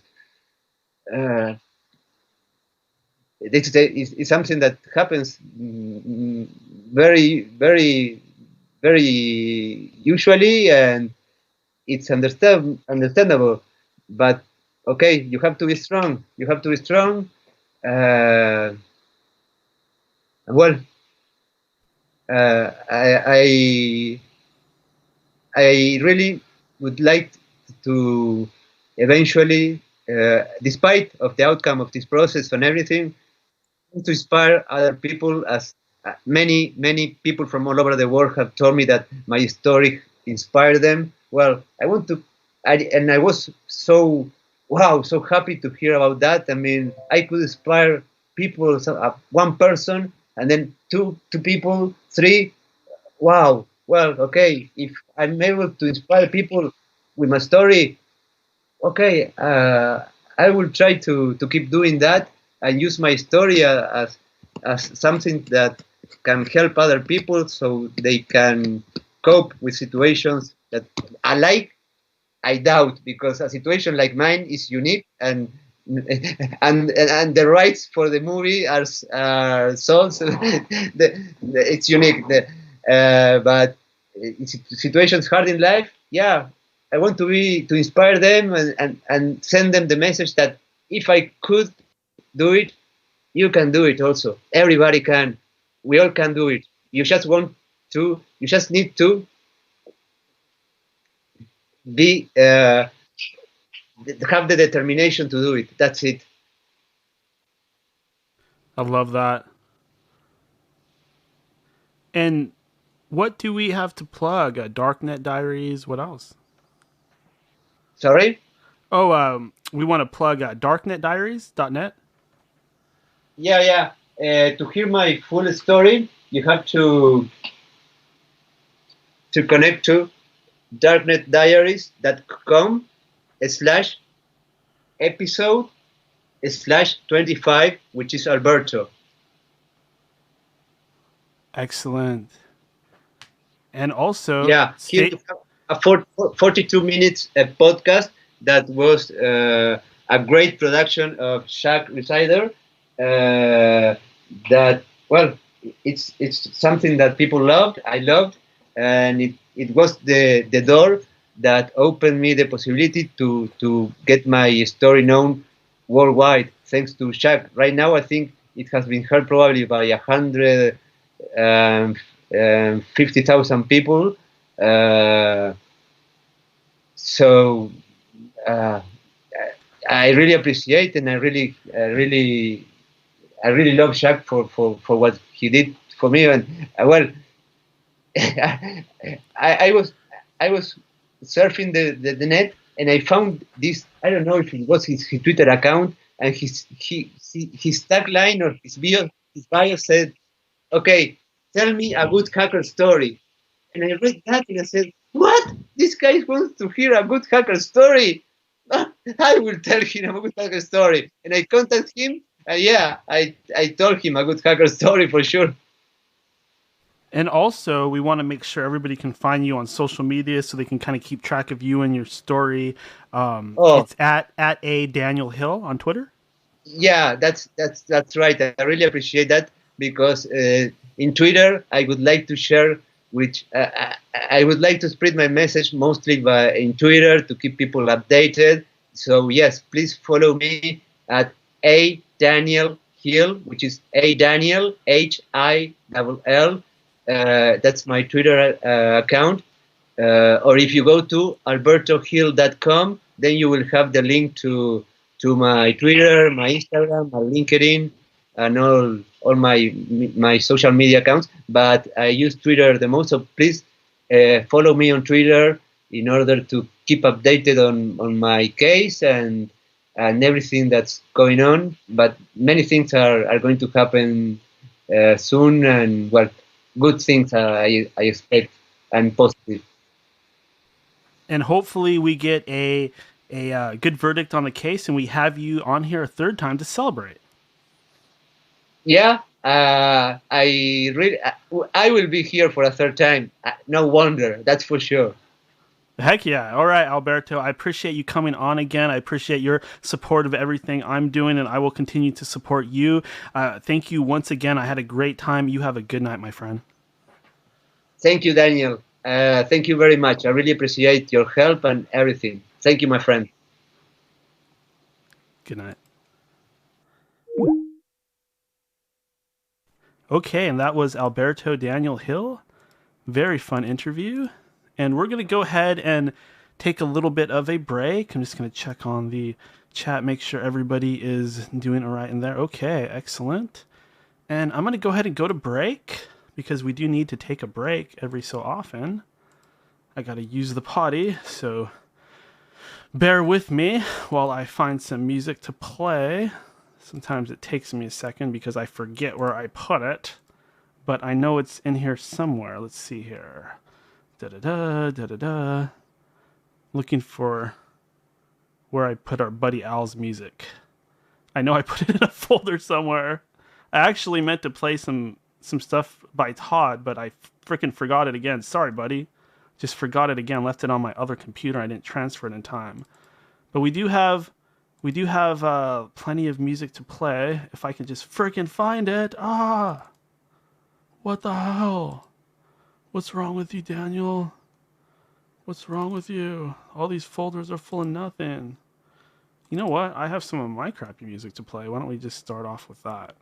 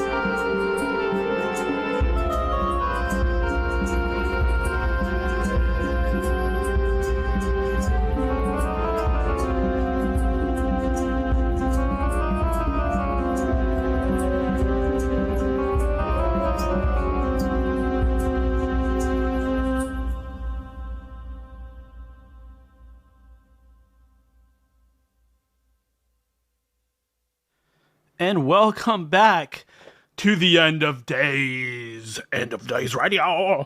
End of Days Radio. End of Days Radio. This is Daniel. This is Daniel with End of Days Radio. So, during the break, you heard a few songs. The first one was called Sleeping Beauty by me, Daniel. It's actually labeled Sleep Dark Beauty, whatever that means, whatever was going through my head at the time. The second one was called The Scent of Heather. That's by Al. Check him out at... Oh shit, I want to plug his YouTube channel, but I don't know exactly what it's called at the moment. But that's from our buddy Al, who calls in sometimes. We're looking to interview him possibly. He's launching a new YouTube channel. You can check that out. And then the second one we played by Al was Gohira. Gohira, I think I'm pronouncing that right. Gojira? I'm Japanese, I can't even pronounce that. That's pathetic. But we always love great music here on End of Days Radio. So I'm a music fan. I know a lot of you guys out there are music fans. I know a lot of you out there like Michael Jackson and Lady Gaga. And for those of you that don't like pop music, I know you like Led Zeppelin and Nirvana. Maybe a little U2, or maybe not. But I did want to remind everybody that you can call into the program at 209-348-9810. It's been a while since I threw that number out there. I do apologize. Or at Ninja Shoes 777 at Ninja Shoes 777 on Skype. Also, go to endofdaysradio.com where you can get an updated schedule of who's coming on End of Days Radio. You can also donate to the show if you want. There's also other info on there, a little bit about me. If you want to contact me, remember you can always email me at danielendofdaysradio@gmail.com. Really simple, danielendofdaysradio@gmail.com if you have anything for me. Anything for me. If you have a guest to suggest, or you want to be a guest, or you just want to talk to me because you like me. Because you like me. You want to get to know me better.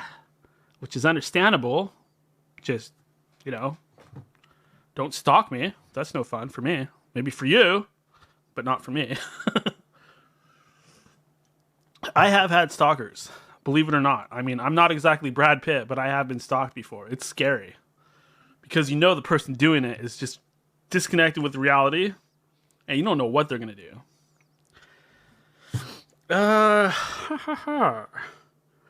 do have some stuff I want to talk about. As you know, we're launching missiles and stuff at Iran. We're mad at them. Some of us knew this was going to happen. We knew about it. We knew about it since they've been having problems with Israel. It seems like any country that surrounds Israel that has problems with Israel, we end up attacking like 6 months later. Just enough time for the hype to kind of die down so that we can go in there and, punish the country that's doing the things we don't want them to do. Launch some missiles at them and then come up with some foo-foo bullshit reason why we went in there. Oh, we were trying to help them. We were trying to save them, you see.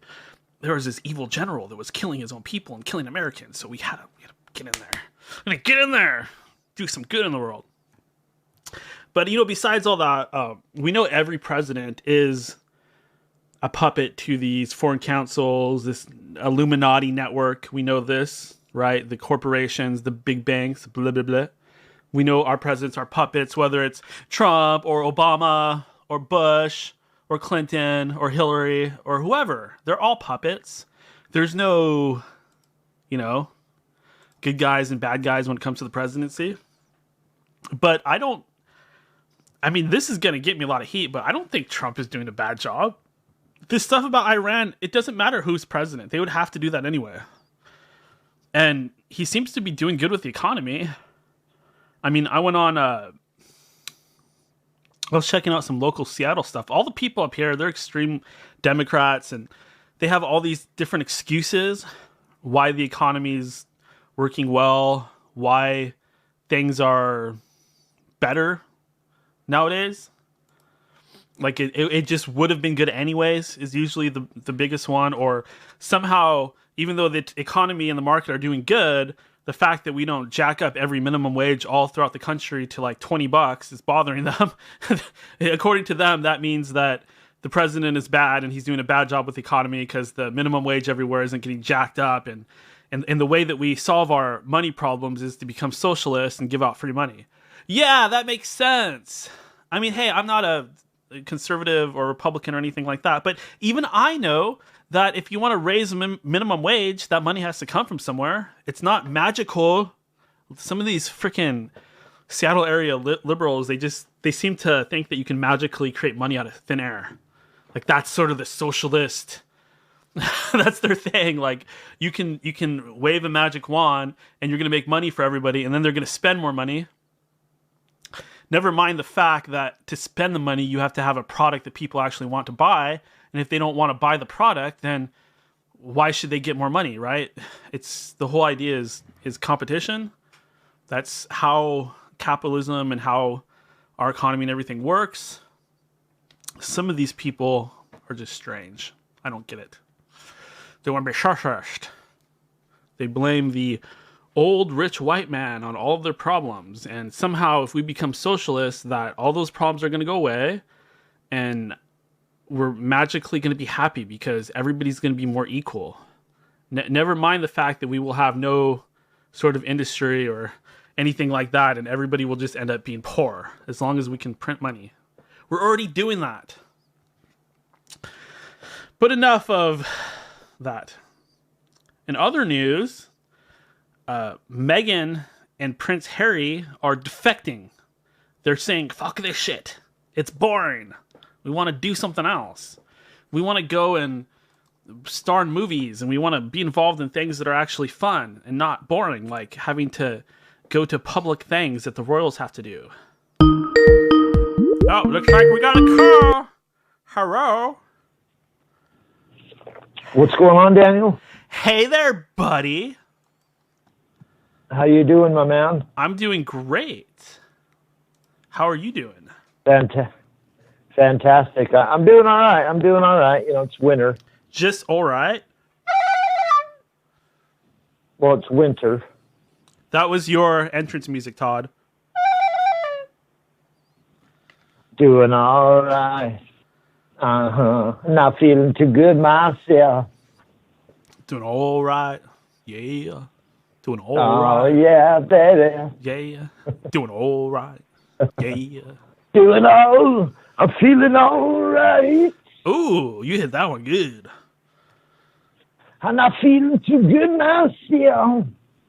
Oh, yeah. It's the end of days. Gonna do it over again. The end of days. What's his name did that song, Feeling All Right?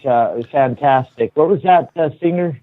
I don't know. I'd have to look that one up. But big chubby guy from the 70s. Like, huge dude sweating. And did you see that? Back in the 70s. Did you see that picture of Bono? Recent one? Yeah, the one where he's like, oh man, if I could find it on the internet. It looks like they're hiding it. No, I try not to look at pictures of Bono. I'm not a big Bono fan. Well, there's a picture of him. I'll just describe it because I'm sure they've scrubbed the internet for this picture, but I guess he's partying on Epstein Island, and he has these two young girls in bikinis on his lap. Like, they look like they're about 14 years old, and they're sitting on his freaking lap like he's Santa Claus. Wow. Now, please send me that picture, yeah. And he was on the flight list for Epstein Island, one of their flight lists that, I don't know if it's real or not. Bono was? Supposedly. Wow, Bono too, huh? Well, you remember there was this thing where all the iPhones, they had a U2 album forced on their phones, and the album art was two men kissing.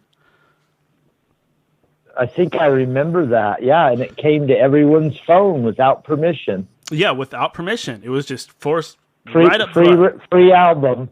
Yeah, free made album. it. I remember they made it sound like, look what we just gave you. We gave you something free and awesome. You should thank us. No, you took up space on my phone for something that I don't want. I don't like you two. You two can fucking blow me. I remember that. It tripped me out. I played that song about 2 or 3 times and went, wow, that's weird, man. U2 is like the evil Black Sabbath. If Black Sabbath had an evil clone that was trying to just destroy everything. Yeah, I don't know. I know Bono supposedly did all that Live Aid stuff, tries to help the Africans, but keeps most Black of the Sabbath had Sabbath Bloody Sabbath, and U2 had charity Sunday money. Bloody Sunday. Yeah, a little different. When U2 put out their record, that was when Ireland and England were still going at it. Yeah, that actually refers to an actual. I should correct myself. That refers to an actual bombing. Yeah, and the struggle between Ireland and England and the IRA, the original groups. IRA, the Irish Republican Army, which was crazy. Yep. I mean, that whole thing. When do we ever hear about that in the media or in movies or anything? I saw like one movie about it, but other than that whole IRA thing, you don't really, no one talks about it. Well, and then around that time, Sinead O'Connor, remember she got on MTV because she was huge and she ripped a picture of the Pope. No, remember that? I vaguely, something like that. She was playing live because Saturday Night Live was live. And at the end of her #1 song, she pulled out a picture of the Pope and ripped it in half. Her career was over after that. We got to get you a webcam, Todd. Yeah. Al's got one going over there now. Then we could really get you on the show here.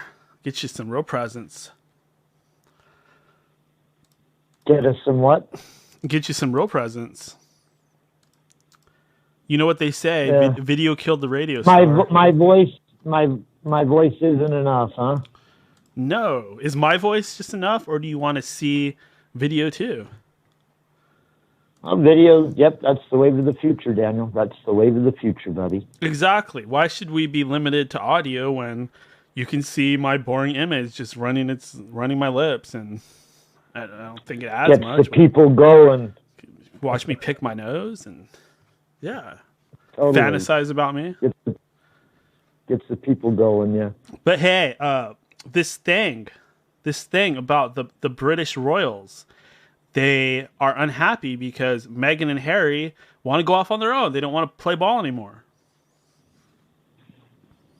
Yeah, and then Prince Andrew's been defrocked. They've taken all of his royal badges off him, and England stopped paying Prince Andrew a stipend that he got every month, or the Queen or something was giving him a couple $100,000 a month. They took that away. I love this because I fucking hate the royals. Oh, man. I hate that shit. Why does our media report on a monarchy in another country that has nothing to do with us? They don't even do anything. Why do we have to always hear about their fucking asses? I look over at England and go, why does England love these people? They don't. Sit on top of their country, don't do anything for them, really, but they just live in giant castles, and England just sits there and goes, they're the royals. You're like, huh? They're the royals. We love the royals. Oh my God, they're so princely. Yeah. Take pictures. Look at what they're doing now. It's like the old ancient times when they thought that the rulers were gods on the earth. It's the same shit. They're not gods. They're people. Yeah, they bring the pharaoh down the street with thousands of people while guys are carrying him up on a golden platform. What does that say? What does that say? We're not equal. This person deserves to get tax money for sitting on their butt and just having a title. They get money and they get to live for free. Someone's feeding them grapes and fanning them all day long. They don't even have to put their own clothes on or brush their teeth. I like Princess Di. Incredible. I like Princess Di. I thought she was a hero. I mean, she had all the ability to just be a piece of shit if she wanted to, but instead she used her stature to actually do something, which she did not have to do, and she got killed for it. I mean, respect. She put herself through hell for no reason. Yeah, there's some weird stuff behind that Princess Di situation. Yeah, they killed her. Pretty Pretty weird. obvious. They killed her using the same assassination tactics they used to kill all the rest of us. They run you off the road, or they give you cancer, or they fuck with your heart, or they make it look like a suicide. Brr, brr, brr, brr, brr. Come in and say you hacked a computer system when you were the security guy supposed to protect the security system. Yeah, what's up with that? I mean, look at that bullshit. Look what they did to Poor this Alberto. man. Poor Alberto. Poor He's the Alberto. nicest freaking guy. You see him on there. I mean, that is crazy. Why? Tell. I hope Alberto wins his case and gets to the bottom of that story down there. Yeah. Yeah, me too. He's really a good guy, and that's why I like having him on here, because his story really is incredible, and you can tell that the people investigating the case and the people surrounding it just don't even know how to interpret it or explain it or anything like that. And I can actually kind of I'm kind of computer savvy, and I can kind of lay it out. I feel like I should be his lawyer. Yeah, you should be telling him what to tell his lawyer. I should be in the courtroom. You should be like a translator. I'll be like, hold up, Daniel's coming in. He's got his suitcase. You guys are fucked. He's going to make an argument. He's smarter than your whole country. You whisper into his lawyer's ear, and then his lawyer talks. That'd be awesome. Yeah, I'll be a special advisor. Who's this guy? He's a freaking jackass stoner from a podcast. He's from Seattle.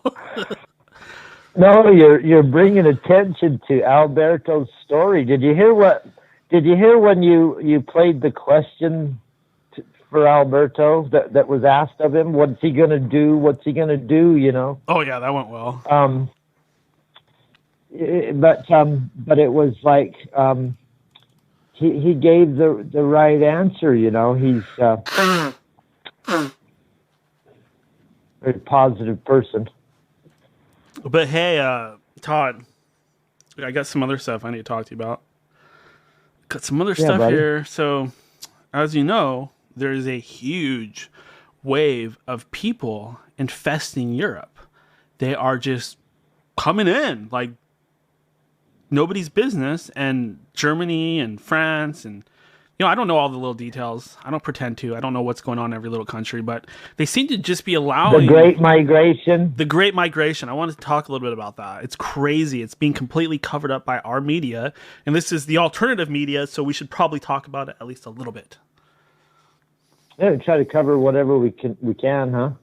Yeah, I mean, these people are being displaced. Many of them are being displaced by our wars, by our bombs, by our drones. Yeah.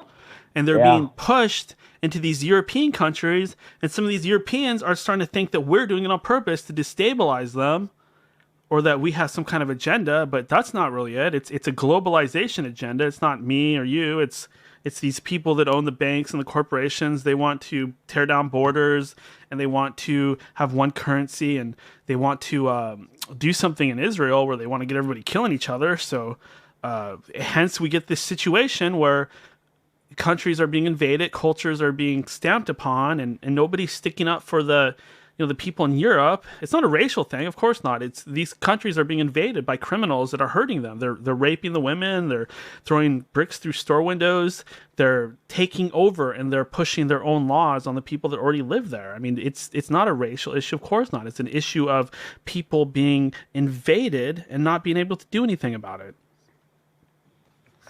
You know, over in those countries, Daniel, like Germany, England, I don't know, a number of other ones over there, your show wouldn't even be allowed to exist. Oh, I would be dead by now. You couldn't say the stuff that you say on your show over there. My head would be sticking on a spear. Yeah. So do you want to live under a European Union, United Nations, one world government, global elite agenda? I don't. But I mean, we all live under it, but Europe, the European Union, that's probably where the head of the octopus is over there, of the Illuminati giant world conspiracy octopus is probably over there in Europe somewhere, hiding in a catacomb. hiding in those catacombs. Quite possibly. I mean, if we really had to pick a place, it probably would be over there. I mean, I don't know. I don't know if they even have a true home. Because they can hide over there. They can hide over there. Well, they own islands, like Epstein Island. They own their own islands, and they have their own cities there. They own they own countries, castles. People bow down and watch them as they're going down the street. The royalty over there. Exactly. So yeah, that's a whole different. So these people have an agenda, and now we have Trump, who his whole thing is he's saying that he's protecting us. He's keeping the borders closed. He's not letting these waves of people come in. But eventually, I mean, I know Trump's going to get elected again.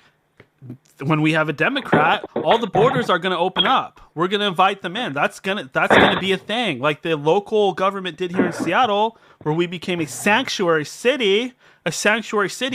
Once we have a Democrat in the president's office, he's going to open it up. They're coming here. The wave is coming here. Salt Lake's a sanctuary city too. Salt Lake City. That's not going to be Salt Lake anymore. That's going to be a different type of lake. It's going to be Shit Lake, because you're going to have that many immigrants and refugees shitting in the lake. It's not going to be Salt Lake City. It's going to be Shit Lake City. Yeah. Maybe. They're coming. They're coming. They're coming.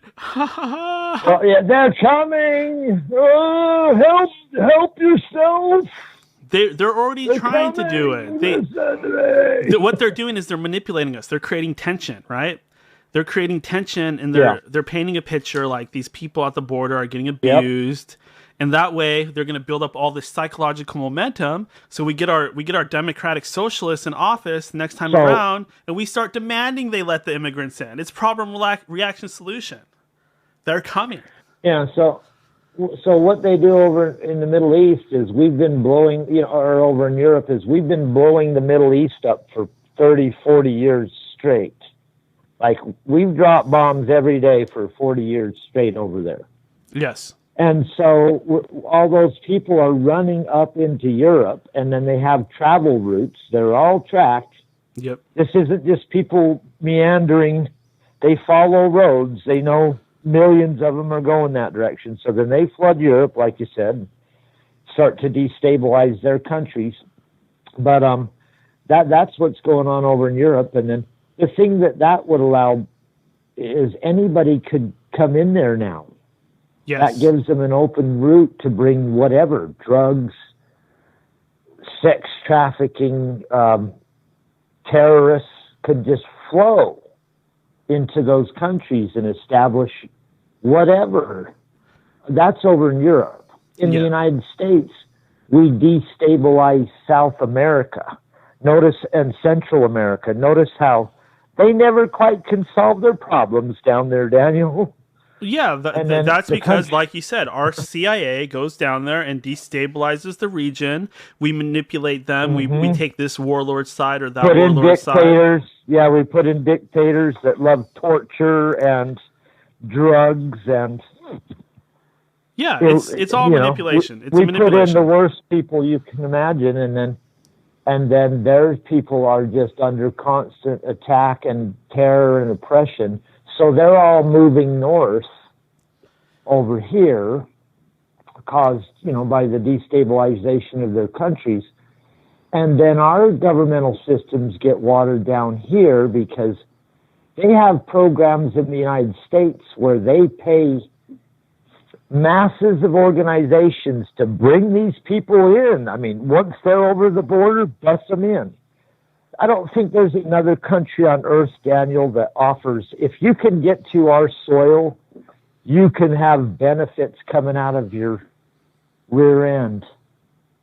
I don't think any other country on earth gives, if you could just come to our country, you'll have a full ride for the rest of your life. Nobody does that except us. Yeah, our government right now. Exactly. I mean, We'll give you college. We'll give you medical. Yeah. Americans can't even get heart surgery, but we're going to give this illegal alien that just got here frickin' a heart surgery. Well, in Europe, it's Americans worse. If you go over to Germany, it's even worse, Todd. If you go over to Germany, you don't even have to do all that, because you can go straight from wherever you're coming from right into an actual Muslim community that's already set up.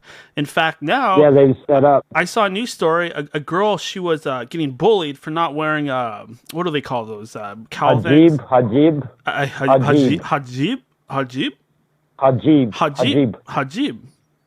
Am I saying that right? Hajib. So she was not wearing a hajib, and the other students she were wasn't covering her face. Yeah, and then the parents, they complained to the principal. This is Germany, and he says maybe she should wear a hijab. Yeah, and she won't be picked on. Yeah, I mean, okay, you want to talk about racism? This is racism. It's reverse racism. It means if you are not Muslim and you don't obey Sharia law, they're going to start chopping your head off and whipping you and kicking your ass and throwing bricks at your head, etc., because that's one of the tenements of that religion is to, I'm not talking about all Muslims, I'm talking about the like extremists. And a lot of these people that come into the European countries are extremists. They're going around in rape gangs, and they're actually raping European women, and nobody's helping them. The police aren't helping. The neighbors aren't helping. These people don't know how to fight back. They don't know what to do. Just go look on social media. Go look at what's going on in Europe, what's going on in Germany, France, Sweden. Look at what's happening. Women are being raped, and the fucking Democrats, they think that they can just open up the borders, and that's not going to happen here. Of course it's going to happen here. That's what the NWO wants. That's what the Illuminati wants. They want to destabilize every culture because they want one world government. One world government, one currency. They want a borderless, open society of drones who obey. Yeah. Believe me, we could put a fence up that nobody would get through if they wanted it.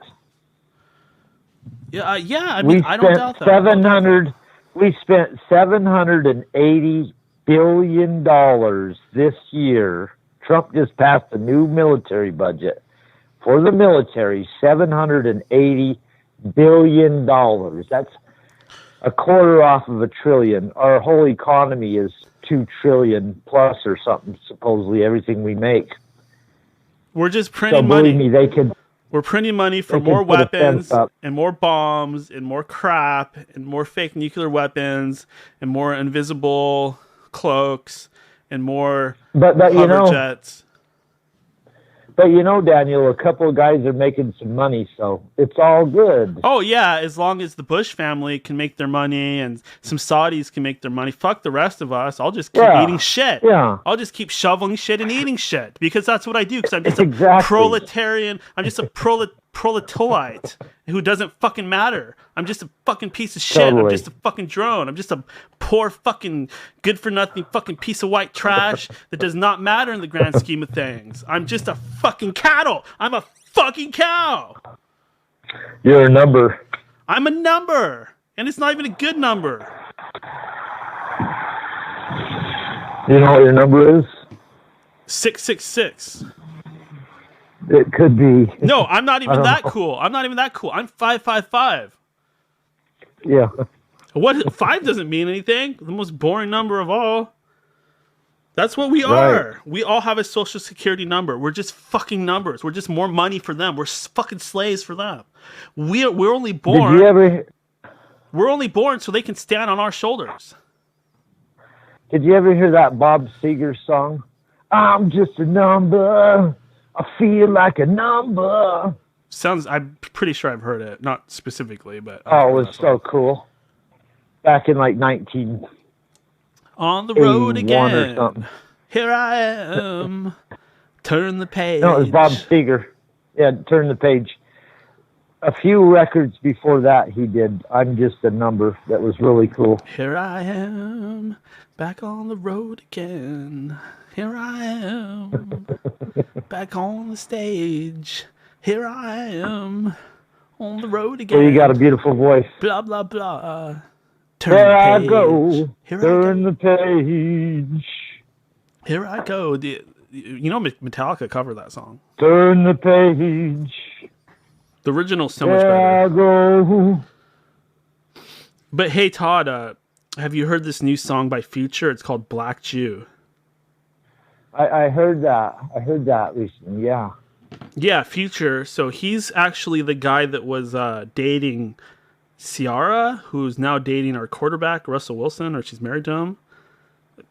Totally the Seattle irrelevant. quarterback? Yes, the Seattle Seahawks. Russell Wilson. Gotcha. Yeah, the best quarterback in the league. Utah doesn't have a football team. The only state in the United States that doesn't have a football team yet. Well, when our teams suck, we might as well not have one. So, I only watch the Seahawks because they're good. I mean, I'll tell you right now. No, I'm just teasing. There was plenty of time back in the 90s. You wouldn't hear me even mention the word Seahawks. So it was a word of shame.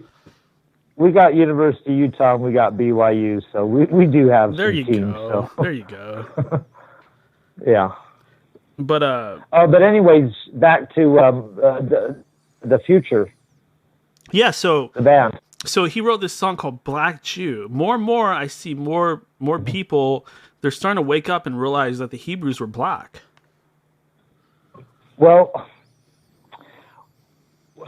do you know for sure that all the Hebrews were black? Couldn't some of them been like olive skins? No, they were not all black. There's 12 tribes. Okay then. Yeah. So you would have to look at a genealogy and look at the tree, the lineage tree, and then you could figure out who was dark and who was darker. But they were all dark. They weren't white like the picture of Jesus you see in the Catholic Church. That is definitely bullshit. Oh, the Catholic Church Jesus is not half as white as the Mormon Jesus that has blonde hair. Yeah, see, that is... The Mormon Jesus looks like Barry Gibb from the Bee Gees. The word is nowadays that that's actually the Antichrist. The blonde Jesus, that is an image that is being implanted into our minds. It's mind control. So that when the Antichrist comes, we'll think that he's the real Messiah. But he's not going to be. He's going to be, we'll think it's him because he looks like the guy. But the real Jesus is black. And that's one of the ways when we're going to know when the real Messiah is here. That's how we'll know his arrival is he'll be black. Well, I'll know. I mean, I can't speak for the ignorant masses out there. They're probably going to follow they're going to follow the Antichrist to their own spiritual death. But if you're in the know, you're going to watch this stuff play out. You're going to watch it play out and you're going to know what's going on. Just like I've known what's going on since 9/11 started. And I've always said the whole time, this is the end of days. This is the time of revelations. It's the beginning of the tribulation. All you have to do is look at the world stage, the world map, look at what's going on in Israel. Bada boom, bada bing. Study your Bible. Read it 5 times. Study any prophecies. Study the Hopi prophecies. Study the prophecies from any religion. Any belief system. They all have an end of days. Ragnarok. Yeah. This isn't just one culture. It isn't just one belief system.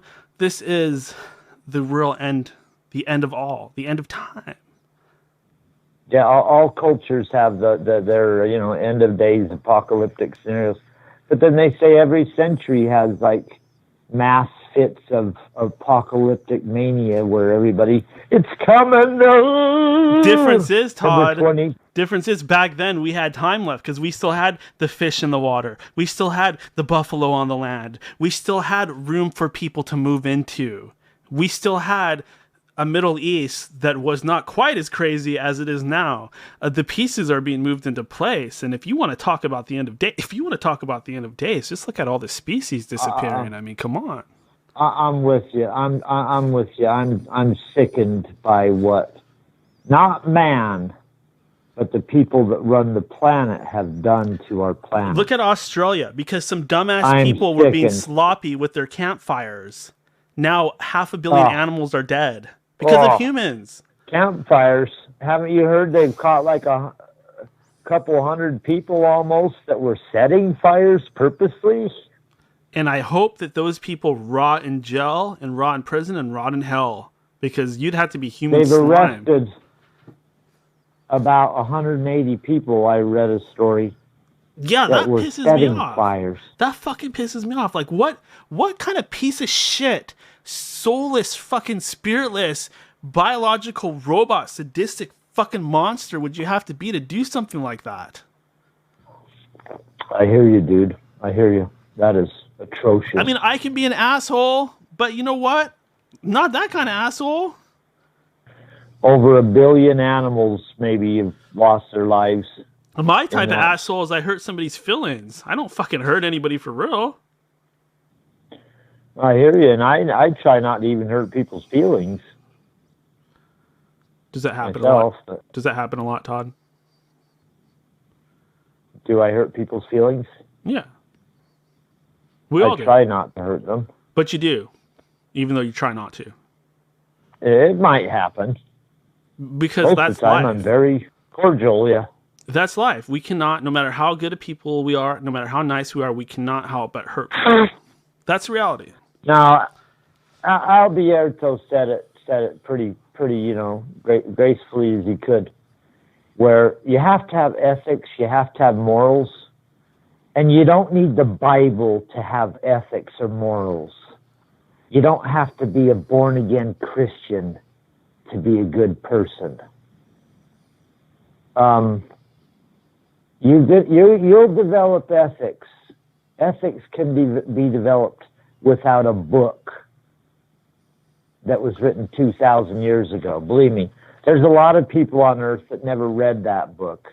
Well, I don't think you need a Bible to have ethics. I'm not talking to you. I'm not talking to you. Well, yeah, I know, but Dan. I'm going to make a point, though. I know. I'm going to make a point. The reason why you don't need a book to have ethics is because by having bad ethics, that has consequences. It's eventually going to come back to you. Yeah. Yeah. Yep. You don't have to have a religious system or a belief system to go along with it. All you have to do is merely acknowledge the fact that your actions have consequences. It's going to ripple out, it's going to affect people, and it's going to come back to you because we all live in this same shitty dump of a world. Yeah, you live and learn. Live and you learn. But Todd, it's time for the mind-blowing. Oh, cool. Mind-blowing. You're blowing my mind, it's a mind-blowing moment of the day. We're blowing our minds, yeah, they're blowing away. Blowing Todd's mind all damn day. Oh, my mind's doomed. Blowing his mind. Blowing his mind. Away, man. Oh. Spiking his drink with LSD. What? Spiking his drink with GHB. Spiking his Not drink Utah. with every date rape drug that we can find, including truth serum.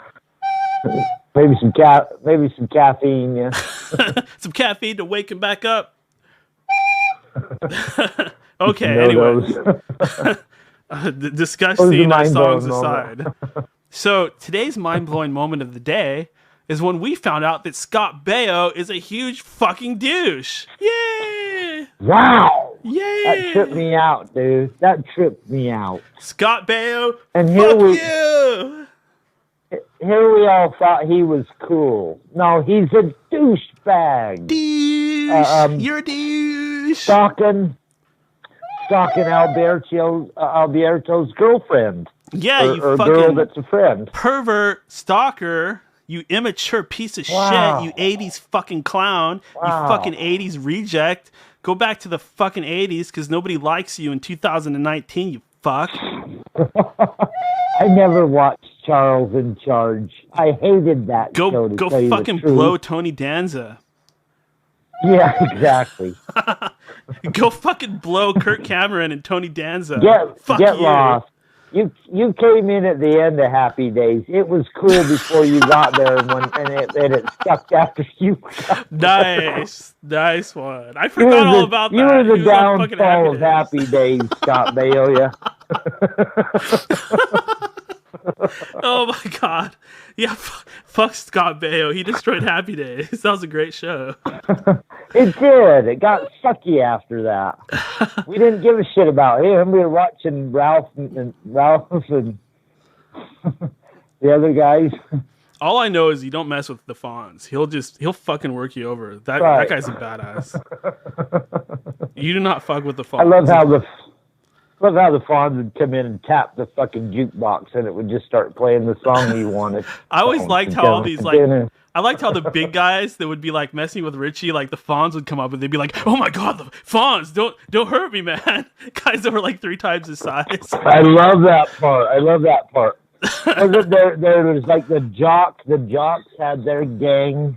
Yeah. That were like the good-looking preppy jock, blonde-haired guys. They called themselves the Devils or something. Yeah. And then Fonzie had his motorcycle gang that already graduated from high school. How ridiculous. Yeah. And then there was but Arnold. It was still entertaining. There was Arnold that was actually Mr. Miyagi. Yeah, Mr. Arnold or Arnold's Drive-In. Yeah. He got bought by Mr. Miyagi. It started out an old Italian guy. And then it turned into Mr. Miyagi. Well, Ron Howard. Remember? Ron Howard certainly turned into a big fucking. What is he? A director? I mean, his movies are huge. He's one of the biggest directors. Yeah. Those movies bored me to tears. I won't be at one. So, hey, but before I let you go, because you've done the mind blowing moment of the day, I had a couple things to bring up. David Lee Roth has a permanent residence now in Las Vegas. Did you see the video? I don't know why anybody would want to live there, but good for him, I guess. He's going to live there, all expense paid, free, and play every Saturday night till he dies, like Elvis. Oh, that's very So he retro. put on his first show 2 nights ago. Really? I sent you the video. Oh. It was a total train wreck. A total train wreck. Yeah. But, it was so bad, Daniel, it was good. So anyone listening, I recommend you go look at David Lee Roth's opening performance of his thing. I think it's the Hard Rock Cafe or some casino that now is going to have him every Sunday night. If you want to see David Lee Roth at Vegas, he's there permanently now. Kind of like Frank Sinatra, Elvis, those other guys. I just looked it up just now for kicks. I see what you're talking about. It is so funny. You will laugh your ass off. What's he wearing? He's wearing some shiny disco shirt. And he's got this cod piece on in his crotch, too, where it looks like how you'd tie your shoelaces up. He's got this shoelace crotch cod piece going. So hey, you gotta know when to get over and watch that. Yeah, you gotta know when to hang it up. Period. Well, no, that's where you hang it up. He's an old man. They're giving him a residency there now. He can come down from his room after eating peanut butter, chicken, bananas. Remember, Elvis had a diet that he had his chef make him peanut butter cornflake chicken.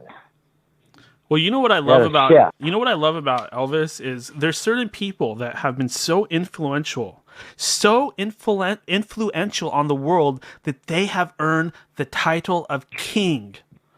Elvis was the king of rock and roll. Michael Jackson was the king of pop. Howard Stern is the king of all media. These guys were so huge, they became literal kings in an age where we don't have kings anymore. What do you have to do to get a title like that? The 3 kings. Yeah. Kings of culture. Yeah. I hope one day that I will be a king as well, and other people will call me a king. Oh, you're already a king. You're the king of your own kingdom over there, Daniel. The End of Days Radio Kingdom. You're the king. I'm the king of crusty conspiracy podcasting. Your show's the #1 show in the world, buddy. It's the #1 show in the world for people that hate Hillary Rodham Clinton. Yeah, I can't stand that woman. But, so your show's got that going for you. But, on that Salami guy from Iran that got killed. Mm-hmm. Salami. Salami, yeah. Salalami. Salamamamami. I heard he was killing a whole bunch of ISIS and Al-Qaeda, and They hate that when you go over there and kill ISIS and Al Qaeda. It's like, God, you're going to take away the reason for our military-industrial complex to go over there and fight. We Get spent out of all here. this time inventing ISIS and inventing Al Qaeda. Don't Yeah. kill them. We need them. We can't have they're this us. guy cleaning up our dirty terrorists that we've created. Get rid of that guy. I don't think Trump really even... I love Trump. I love Trump, but I don't love all the swamp creatures that he's filled his administration with. I don't love Trump, but recently, Todd, I have really looked at all the facts, and I had to admit to myself, he's doing a good job, at least with the economy. I mean, come on. Are people really gonna say that we haven't had improvements? What we had, that's just defying reality. You don't love that flowing freaking hair, that style, that complexion, always perfect. No. Just got a tan. I'm past that phase of my life where I hero worship anybody. He's just a dude to me. I mean, come on, these people, they're so self-important. You know, I'm a judge, I'm a president, I'm a doctor. No, you're just a person just like me. I build buildings. Yeah, I build buildings.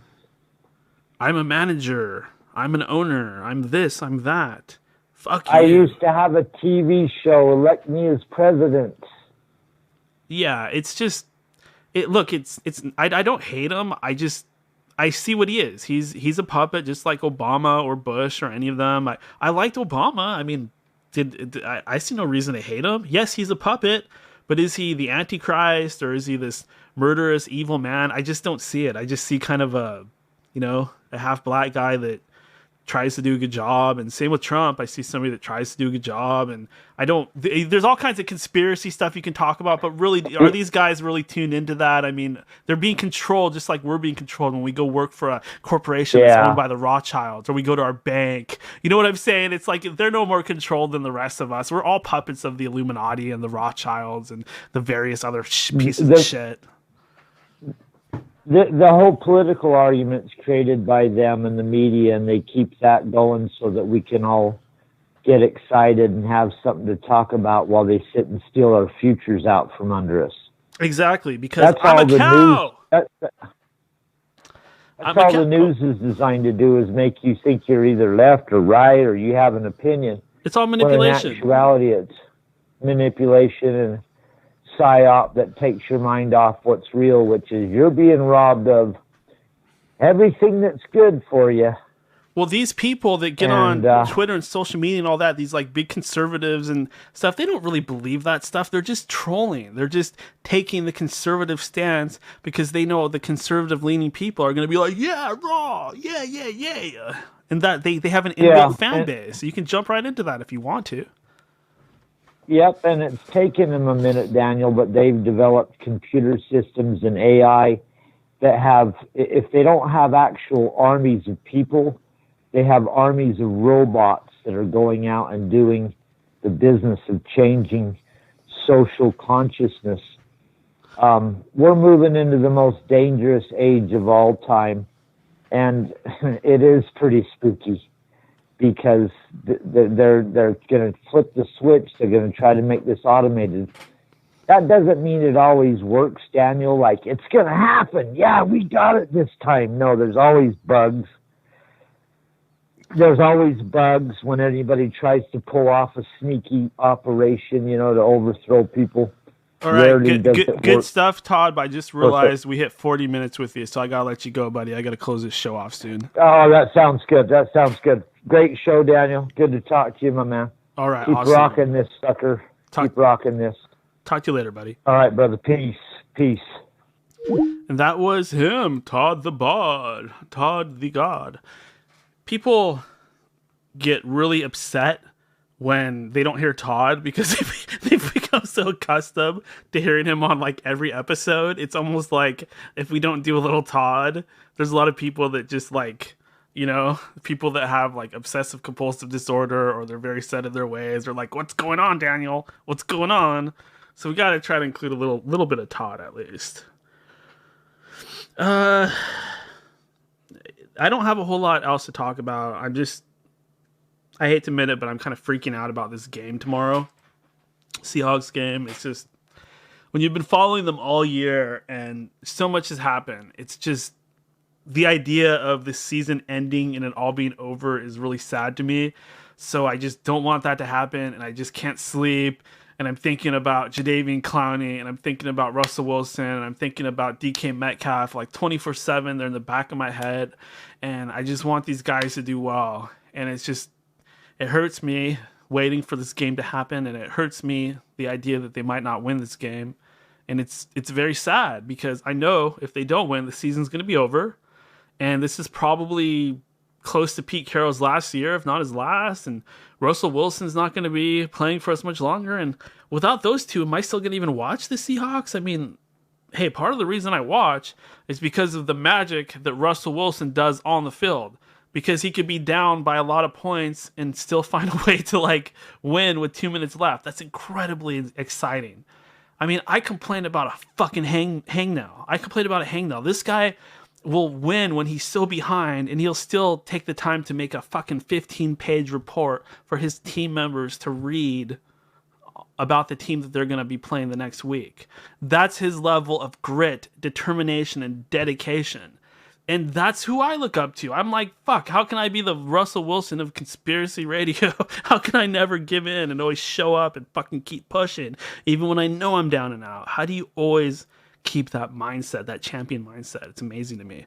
But anyways, go Hawks. Remember, everybody, endofdaysradio.com. Endofdaysradio.com, where you can keep up on everything End of Days Radio. Next show, we will be talking to our friend, Old Damagard. I have to wake up early for that. I have to wake up at 9 a.m. No, I have to be on air at 9 a.m. I gotta wake up like at 7. Yay, wake up super early. But it will be worth it, because he's the man. Oh yeah. We're gonna find out some secrets. Some dangerous secrets. Because that's what this show is all about. The most dangerous of secrets that will get us killed. The occult, the hidden, the unseen, the esoteric. We want to evolve your consciousness and blow your mind. Blow your mind. But hey, I love you guys. Thank you for listening. This is Daniel, broadcasting to you from Seattle. This is Daniel, the All-American Man, the DAN, the original inventor and creator and host and producer of End of Days Radio. The man himself. Pat self on back. Pat self on back. Pat self on back. I will talk to you next time, peoples.